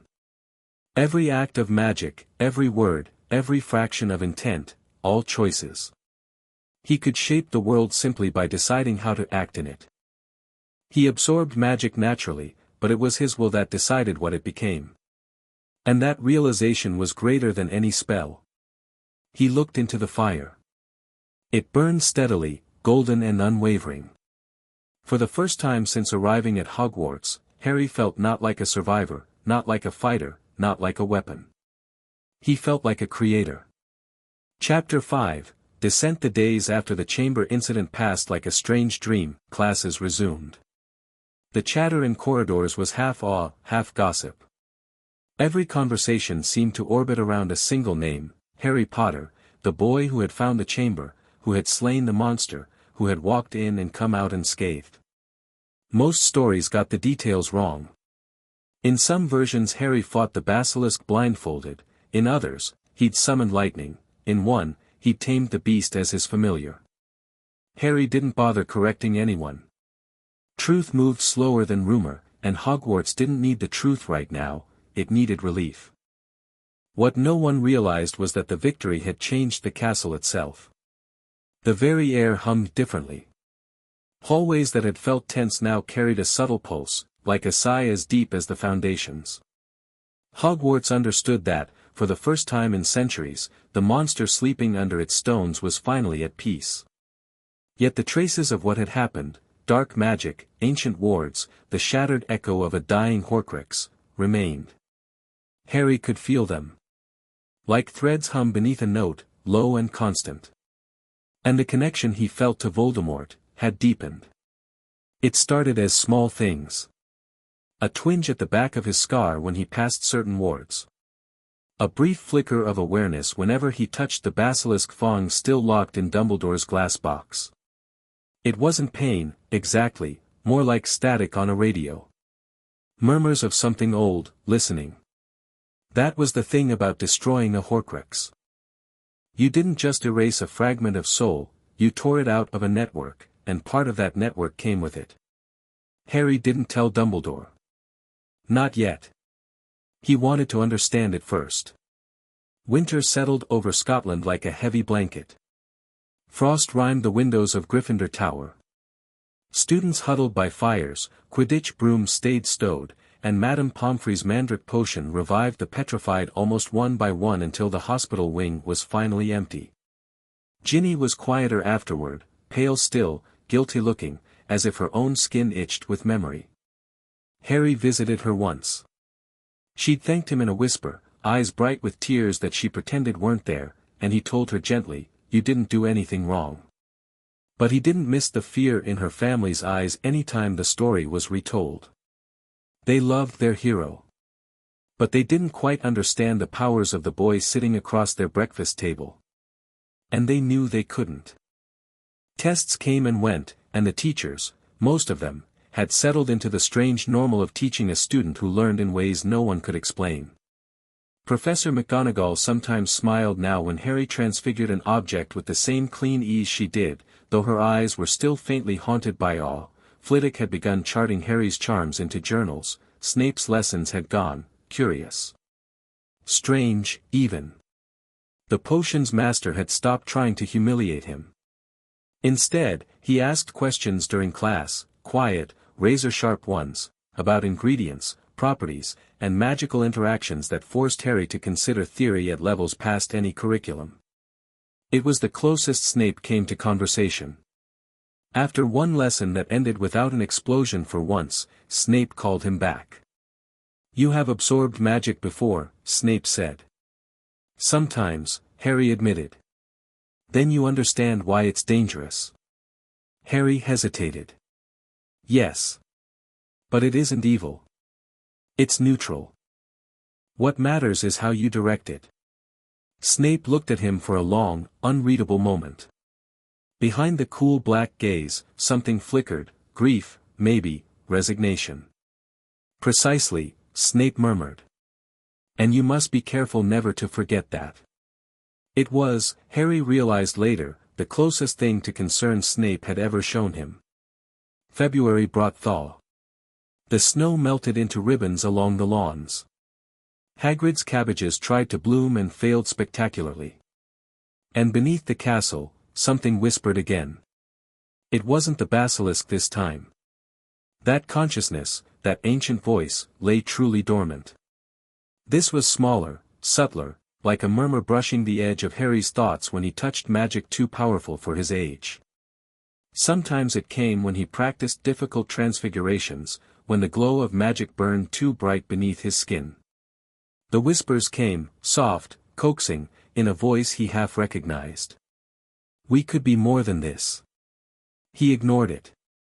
The voice always faded. Until one night, it didn't. He was walking back from the library long past curfew. Hermione had fallen asleep over her book, Ron had mumbled something about prefect patrols and utter insanity before stumbling upstairs. The corridors were empty. His footsteps echoed. Then the torches flickered. And he smelled something. Burnt magic. It came from the dungeons, old, raw, serpentine magic rising in pulses like smoke. His wand was in his hand before his mind caught up. He descended the spiral stair, senses stretching out through stone. The signature was familiar. He reached the lowest hall and found the source, an open door, faint light bleeding from it. Slughorn's old storeroom. Not a student's hangout, this was staff access, used for confiscated potions or forbidden ingredients. And inside stood a slim figure in teacher's black. Snape, Harry said. The man turned slowly, as if he'd expected him. On the table between them lay an old, cracked crystal vial. The liquid inside pulsed faintly, a sickly green. Potter, Snape said quietly. Should I ask why you're stalking the dungeons after curfew? That magic felt like the diary, Harry answered. You'd feel that draw too, wouldn't you? A faint expression, surprise, crossed Snape's face, so brief it might have been imagined. You recognized a dark signature through solid stone. I don't recognize. I feel. Snape's jaw tightened as his gaze went back to the vial. You are not wrong. Malfoy Sr. left more than one cursed relic in circulation before his name was cleared. This, he tapped the glass, is a potion steeped in residual soul fragments. It should not exist. Harry stared at it. The energy pulsing inside that glass was unmistakable, Horcrux energy, but faint, diluted. Residual. How? Snape said nothing. Then, softly, Horcrux creation taints everything around it. The magic seeps. Objects connected to the act bear scars. Harry stepped closer. The vial's pulse matched the faint rhythm in his scar, throbbing dull and deep. He extended his hand and, before Snape could stop him, touched the glass. Electric power stormed through him. Not pain, just raw information. Screaming runes, memories that weren't his, images of sacrifice, static streaks of loss. The voice inside those memories spoke low and curious, still alive. Still feeding. Still waiting. Harry ripped his hand away with a hiss. His eyes glowed faintly green for an instant. Snape caught his arm. What did you do? Harry blinked, breathing hard. It spoke. What spoke? The residue. Voldemort's mark. Snape's grip tightened, but his face was unreadable. You absorbed it. It was reaching anyway. I stopped it reaching further. That, Snape began, then stopped himself. That was reckless. Maybe, Harry said, meeting his eyes, but necessary. Their gaze held. For an instant, something eased in Snape's expression, respect and deep, awful recognition. You're playing a dangerous game, Potter. The more you touch his magic, the more trace you leave on your own. And the more understanding I get, Harry replied evenly. Understanding is what beats him. Tension flickered between them, student and teacher, opposite poles of the same magnet. Then Snape's tone softened, if only slightly. Get back to your tower. And don't mention this to anyone. Harry nodded, but when he turned and left, he could feel Snape watching, not in distrust this time, but with the kind of measure that meant the man finally understood what sort of student he was dealing with. For the next week, nightmares returned. Not visions of scars or dead parents, these were different. He wasn't a child in them. He was a man, moving through crumbling corridors, wand raised over endless rubble. In every dream, someone followed him. The shadow of a face, older, crueler, but carved exactly like his own. Sometimes they spoke in unison. Sometimes they fought. Sometimes they merged. And always, when Harry woke, that whisper lingered. "We're not so different, you and I." It was Hermione who noticed he wasn't sleeping. "You're doing it again," she said one morning, handing him toast. "Doing what?" "Not blinking. Thinking directly at the wall." He swallowed a bite of breakfast. "Sorry. Harry, are you hearing any more voices?" He hesitated, then told her about the whisper. The dreams. The residue. She listened, expression taut. "You have to tell Dumbledore." "I will if it gets worse." "It's already worse." "It's manageable," he said, and maybe the steadiness in his voice just frustrated her more, because she threw her quill at him. "Manageable, he says," she muttered, and stormed off toward her morning class. Ron shrugged at Harry, sympathetic. "You could just tell her she's right, you know. Might live longer." Harry laughed quietly, but didn't answer. By mid-March, the strange pull of dark energy had grown again, but the nightmares had stopped. In their place came something else, clarity. When he cast magic now, he could see the layers in ways he never had before, every wand movement, every syllable, their function in the mechanics of power. It was like getting new senses. He could tell when Flitwick adjusted a charm too fast, when McGonagall took too long between transfiguration steps, even when the wards of the school flexed under storm pressure.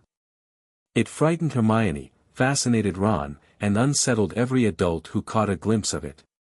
Dumbledore called him to his office twice, each time measuring something unseen, each time letting him go with the faintest smile, like a chess player conceding a match he never thought possible to lose. And then came the summons. Not psychic, not verbal. Physical. Harry had just finished a late lesson with McGonagall when it hit, a flare in his scar, sharper than any before it. His senses expanded like someone had pulled at every thread of his magic at once, pulling him down. Below the castle. He stumbled against the desk. McGonagall reached him instantly. "Potter?" "Something, calling," he gasped. Beneath, his knees buckled. The room's pillars blurred out into streaks of light. He felt himself falling through walls, through memory, through holes where magic and place bled together. Then, nothing. When he came to, he was standing in darkness again. Cold, wet air pressed against him. Stone beneath his feet. He'd been here before. The chamber. But this time it looked different.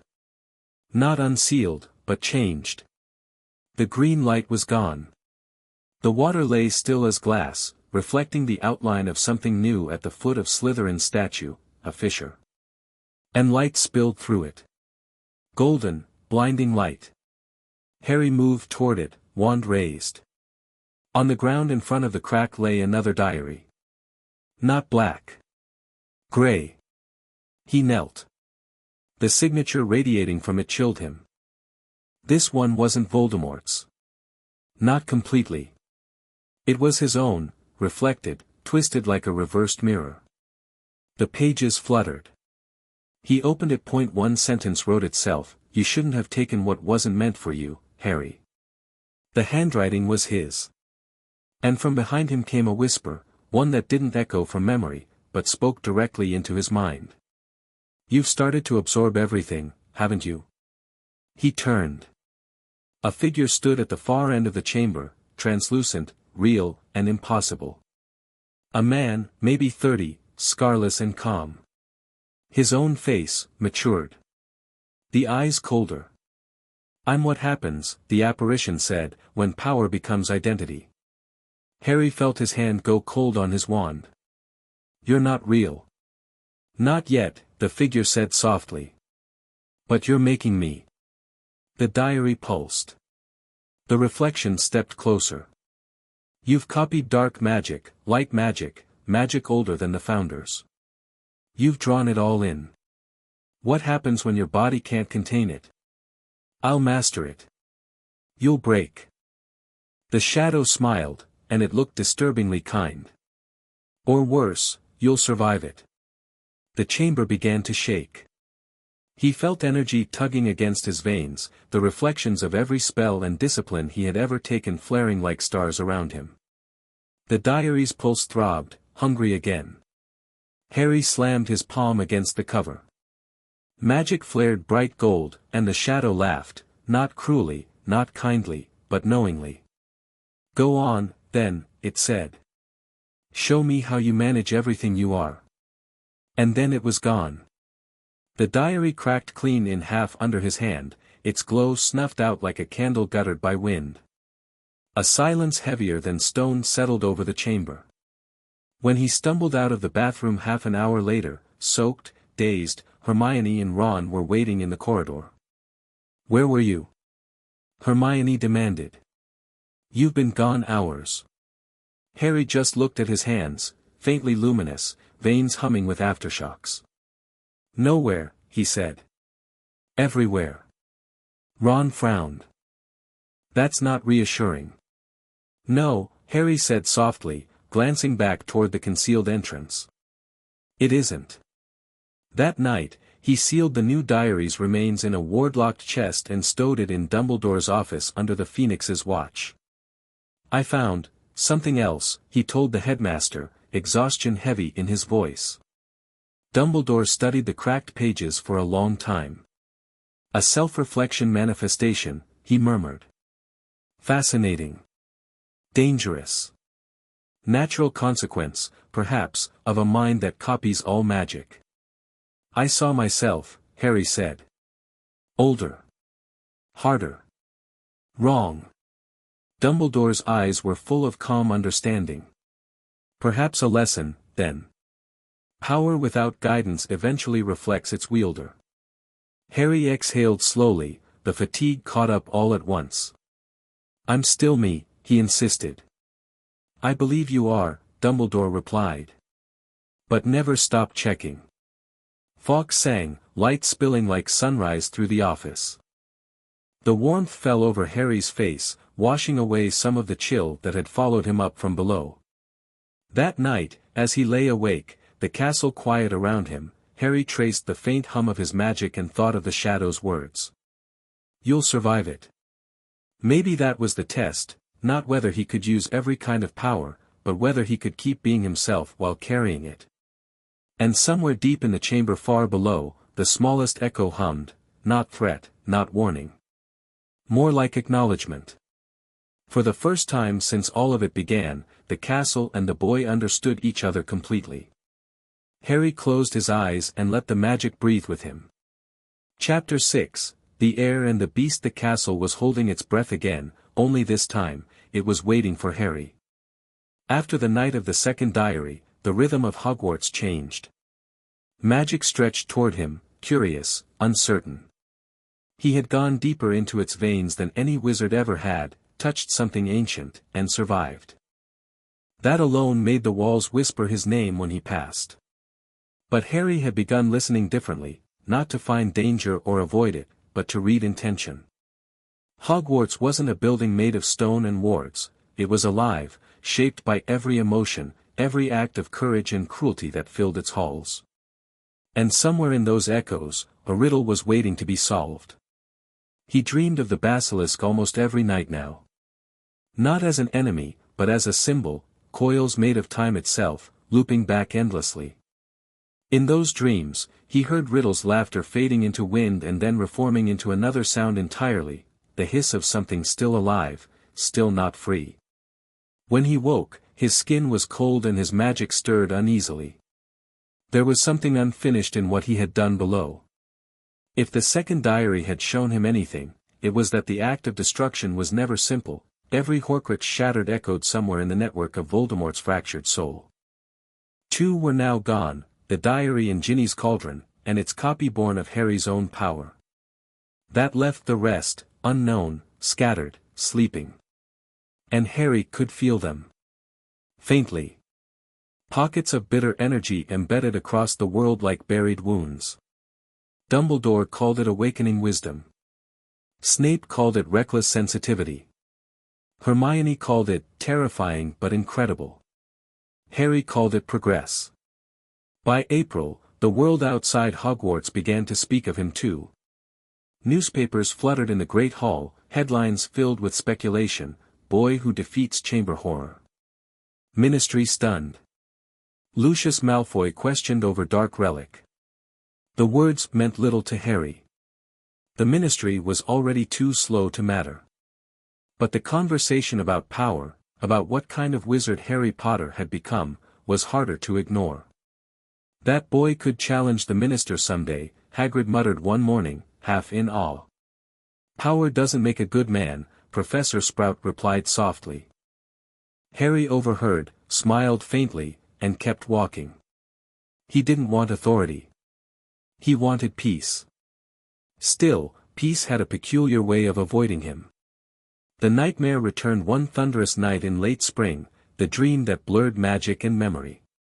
He saw Slytherin's statue crumble, then rebuild itself with flickering faces, Lucius, Draco, his own reflection. He saw the basilisk stretch across entire cities, streets curling into scales. The hiss became human words. You freed what you did not understand.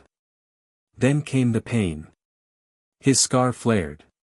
He felt it, not Voldemort's soul, but something new. A voice like a continent waking. I was a servant. Now I am the heir. He jolted awake. Lightning ripped across the skies above Gryffindor Tower. Outside his window, something moved. Not physically, but through magic itself, the wards trembled. He was halfway to the door before the lightning struck again. Down in the dungeons, thunder echoed. The serpentine carvings on the walls glimmered faintly. When Harry arrived, wand in hand, Snape was already there, half-dressed, eyes like black glass. Professor? Snape silenced him with a gesture. Do you feel that? Harry nodded. The sensation was heavy, alive, humming through the floor. Below. The chamber, Snape said grimly. But you closed it. I opened it, Harry corrected. Then it closed itself. But magic doesn't forget. Water dripped from the ceiling. The air was damp, thick with tension, charged with a kind of pressure that made spells vibrate inside their casters before they could be spoken. Then came the whisper. Slow. Deliberate. Hunger. The basilisk's consciousness had awakened fully, no longer merely animal, nor enslaved by Voldemort, but aware. Free. And demanding. Snape looked at him sharply. Potter, whatever you did down there, was mercy, Harry said, stepping toward the rumble of sound sliding through the walls. That snake hasn't known choice in 1,000 years. I gave it one. Snape's expression hardened. And now it may choose to destroy. Then we'll see if freedom means destruction, Harry said quietly. He started walking. Snape hesitated, then followed. Neither spoke again. The descent was colder this time. The tunnels felt narrower, older, tense with movement just beyond sight. When they reached the great chamber, the torches lit themselves. The air waited. And from the base of Slytherin's monument, the basilisk's head emerged, massive, deliberate, uncoiling from its rest. Harry didn't flinch. It's me, he hissed softly. The one who freed you. I remember. The voice resonated through the stones like thunder whispered across an ocean. Its eyes burned dull gold, ancient and unreadable.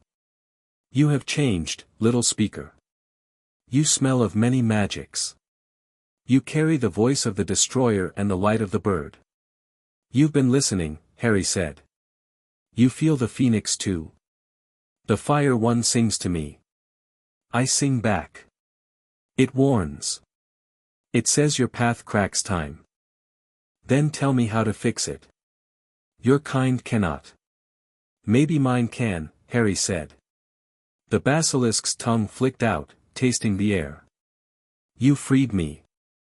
I owe you equilibrium. The old one bound me, his mark burned my skin like chains. Now his chain bleeds through yours. Harry's breath caught.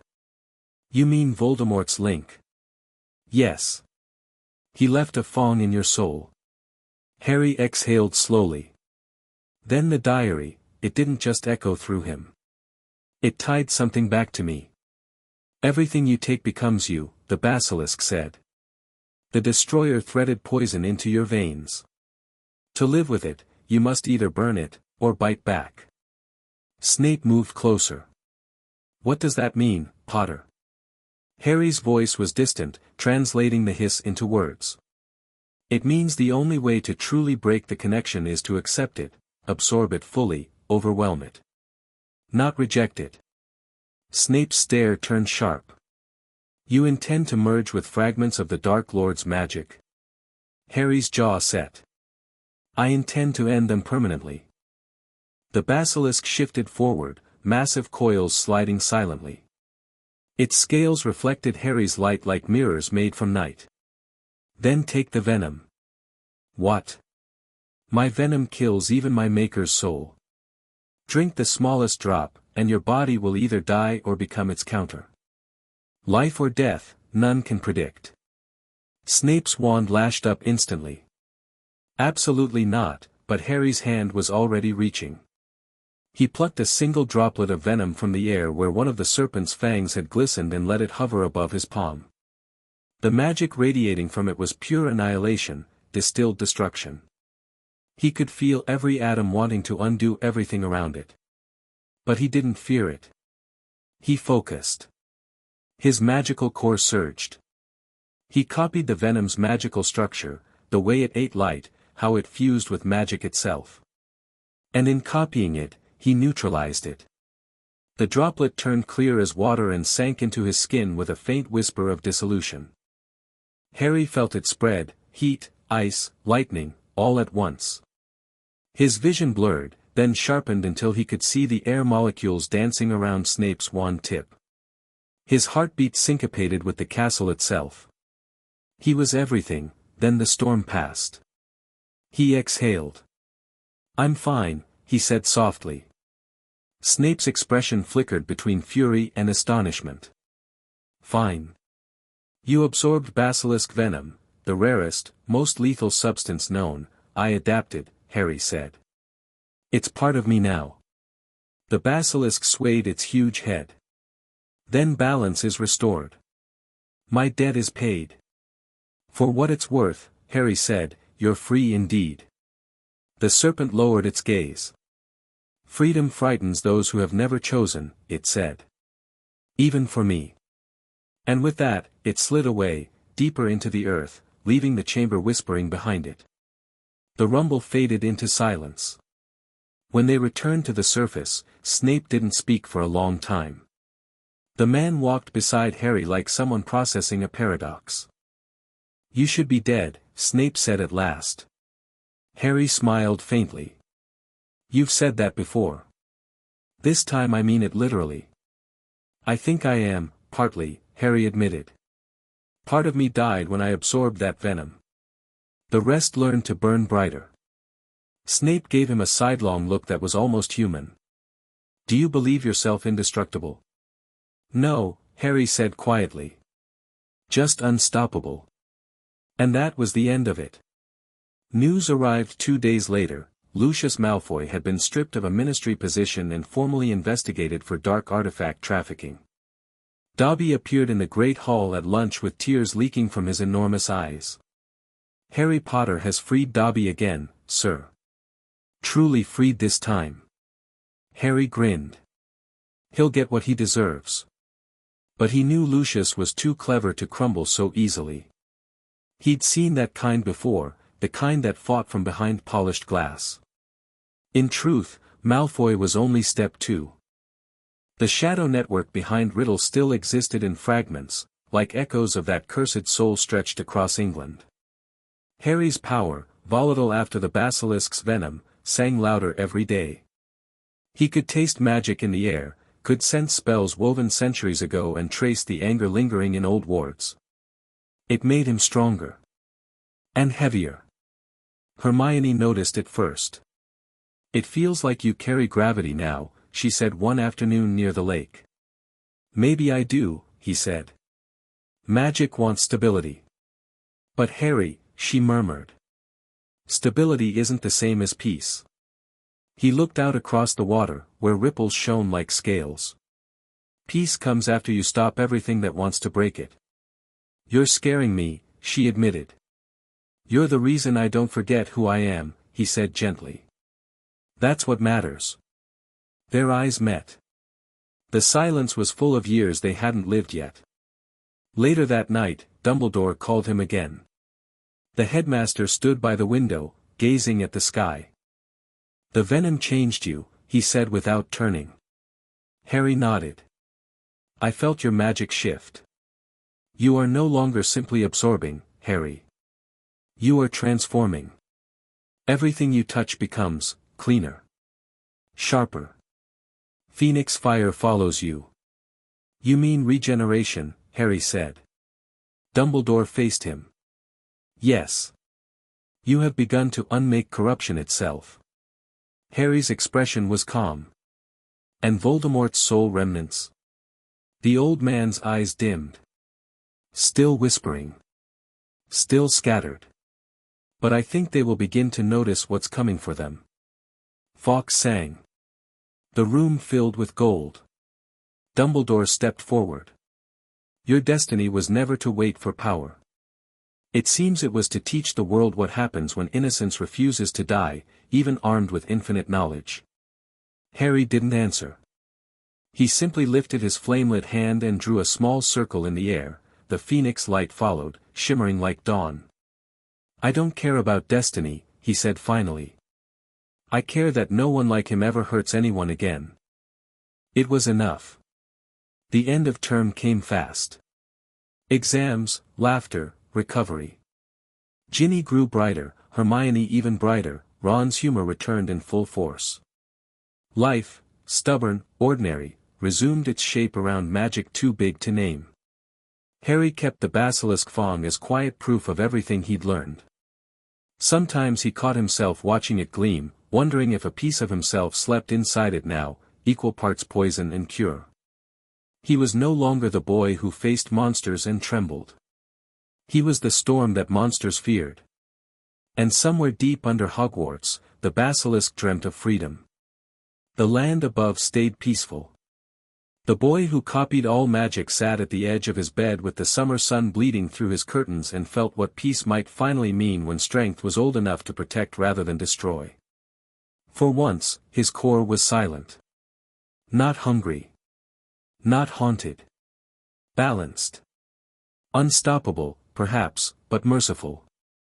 And that, Harry thought as he closed his eyes before dawn, was what made him more dangerous than Voldemort had ever been. Chapter 7, What Comes Next. Summer smelled different now.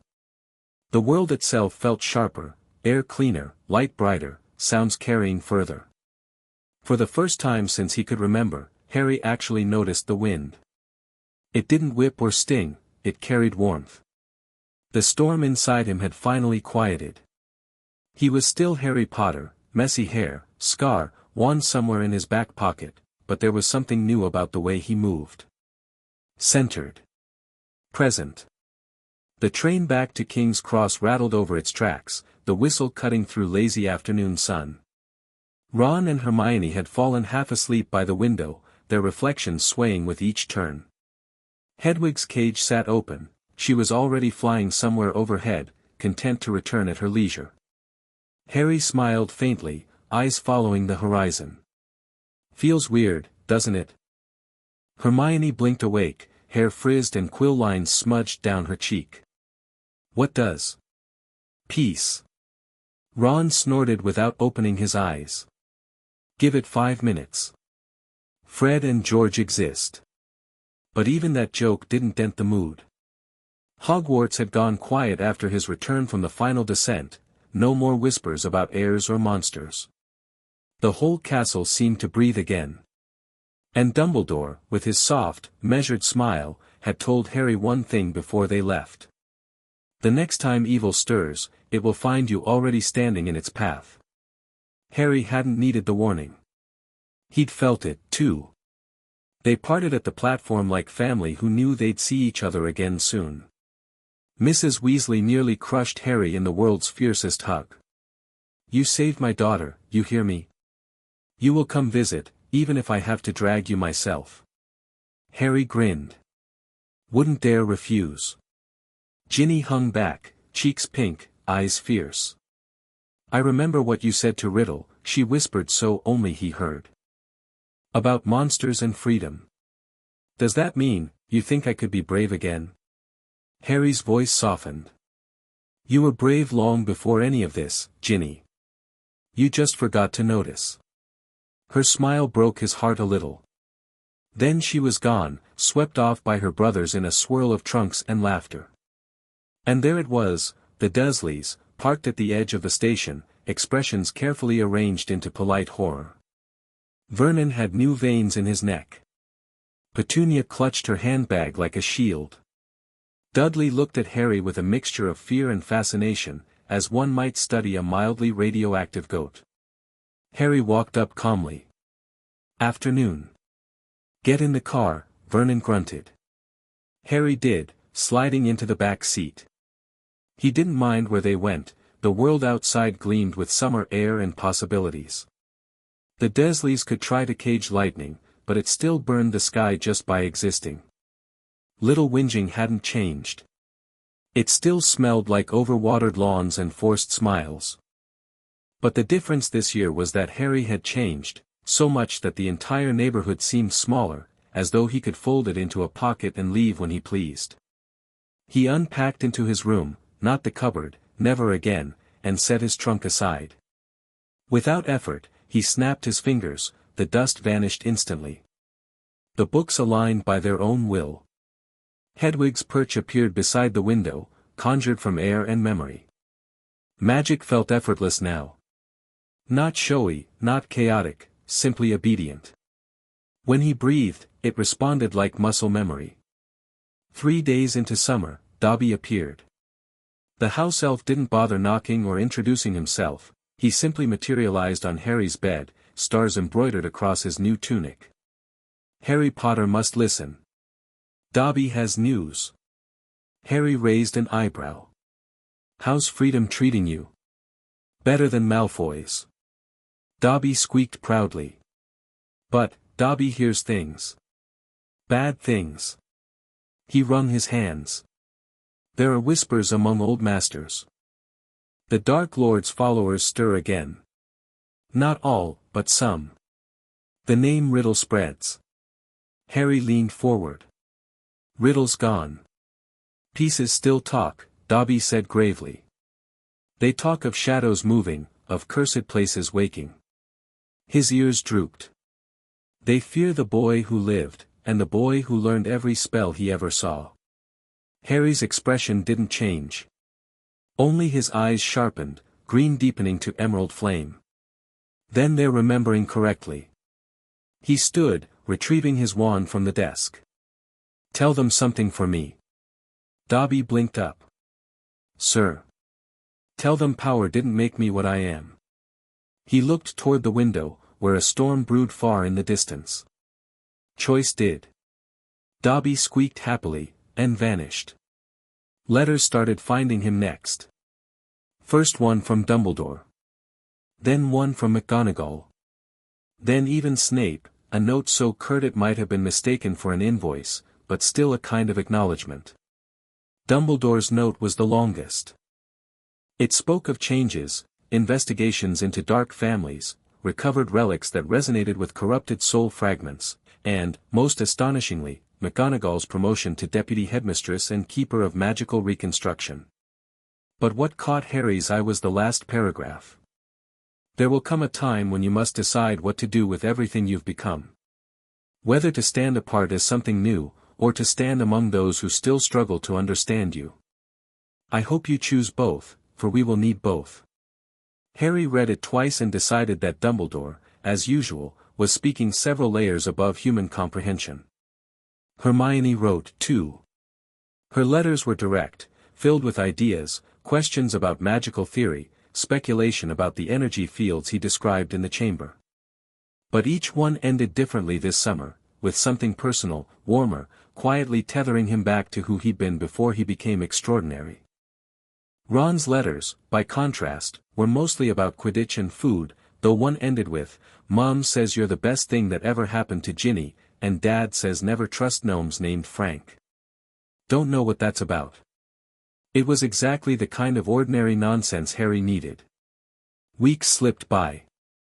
Harry practiced less, rested more. He spent long hours lying on the grass behind number 4, letting the hum of magic blend into the hum of bees. Sometimes he meditated, reining in the constant pull of power until it hummed gently instead of roaring. He realized something simple but profound: for the first time in his entire life, he didn't have to fight anyone to exist. And that, more than any battle or victory, was the truest kind of strength. So when the Ministry Owl arrived in early August, it didn't catch him off guard. He'd expected a summons eventually. The wax seal glittered crimson, Magical Law Oversight Committee. The letter was polite, urgent, and entirely bureaucratic, Mr. Harry Potter, due to unprecedented magical events and concerns regarding several unauthorized spells witnessed within protected zones, you are requested to attend a preliminary inquiry. Harry smiled. Inquiry. Fancy word for interrogation. He tucked it away and dressed neatly. Time to remind the Ministry what unstoppable really meant. The atrium of the Ministry of Magic was as gaudy as he remembered from the newspapers, gold everywhere, fountains of spellcraft, paper memos flying like startled pigeons. He stood beneath the great vaulted ceiling while wizards whispered. It was strange how statues and titles didn't matter to him anymore. All that glitter looked dull compared to the clean pulse of real magic humming quietly under his skin. The meeting wasn't long. The officials weren't fools. They'd read Dumbledore's reports, Snape's reluctant corroborations, and the quiet endorsement from every Hogwarts professor still breathing. Harry told them the truth. About the diaries. About Voldemort's fractures. About learning through empathy and will rather than theft. And about freedom, for the basilisk, for himself, for everyone caught between fear and control. When the inquiry ended, the minister, a flustered man who clearly wanted to dislike him but couldn't quite manage it, simply said, "Mr. Potter, whatever you've become, make sure we're never on the wrong side of it." Harry's grin was sharp. That depends which side chooses wrong. He left without fanfare, the marble corridors echoing softly behind him. Outside, rain began to fall. He turned his face into it, let the droplets stitch themselves into patterns of magic as they slid down his cheeks. Every drop shimmered faintly gold where it touched him. He didn't bother hiding it anymore. That night, back at Privet Drive, he wrote one final letter for the summer. To Professor Dumbledore, "You once told me power tests the heart more than the hand. I think I finally understand what you meant. Every spell I know, every piece of magic I've copied, it's not a weapon or a burden. It's a language. And the world doesn't need another man shouting in it. It needs somebody who knows how to listen. I'll be back at Hogwarts soon. And when I am, I'll be ready for whatever Voldemort leaves behind. Until then, thank you. Harry." He sealed it with a quiet charm, opened his window, and let Hedwig take it into the night. The sky was clear now. The rain had cleansed everything. At dawn, he woke to lightning, brief, distant, harmless. And somewhere beyond the horizon, something answered it. A faint ripple. A far-off echo. A tremor that once would have terrified him and now only made him stand taller. There would be other battles, other darknesses. There would be new monsters, and not all of them would come wearing Voldemort's face. But that was later. For now, there was still sunlight. There was breakfast. There was a letter from the Weasleys inviting him home before term started. And when Harry smiled, the magic bent like light through crystal, not wild, not raging, but limitless. Whatever came next, he wasn't afraid. Because he wasn't unstoppable by accident. He was unstoppable by choice.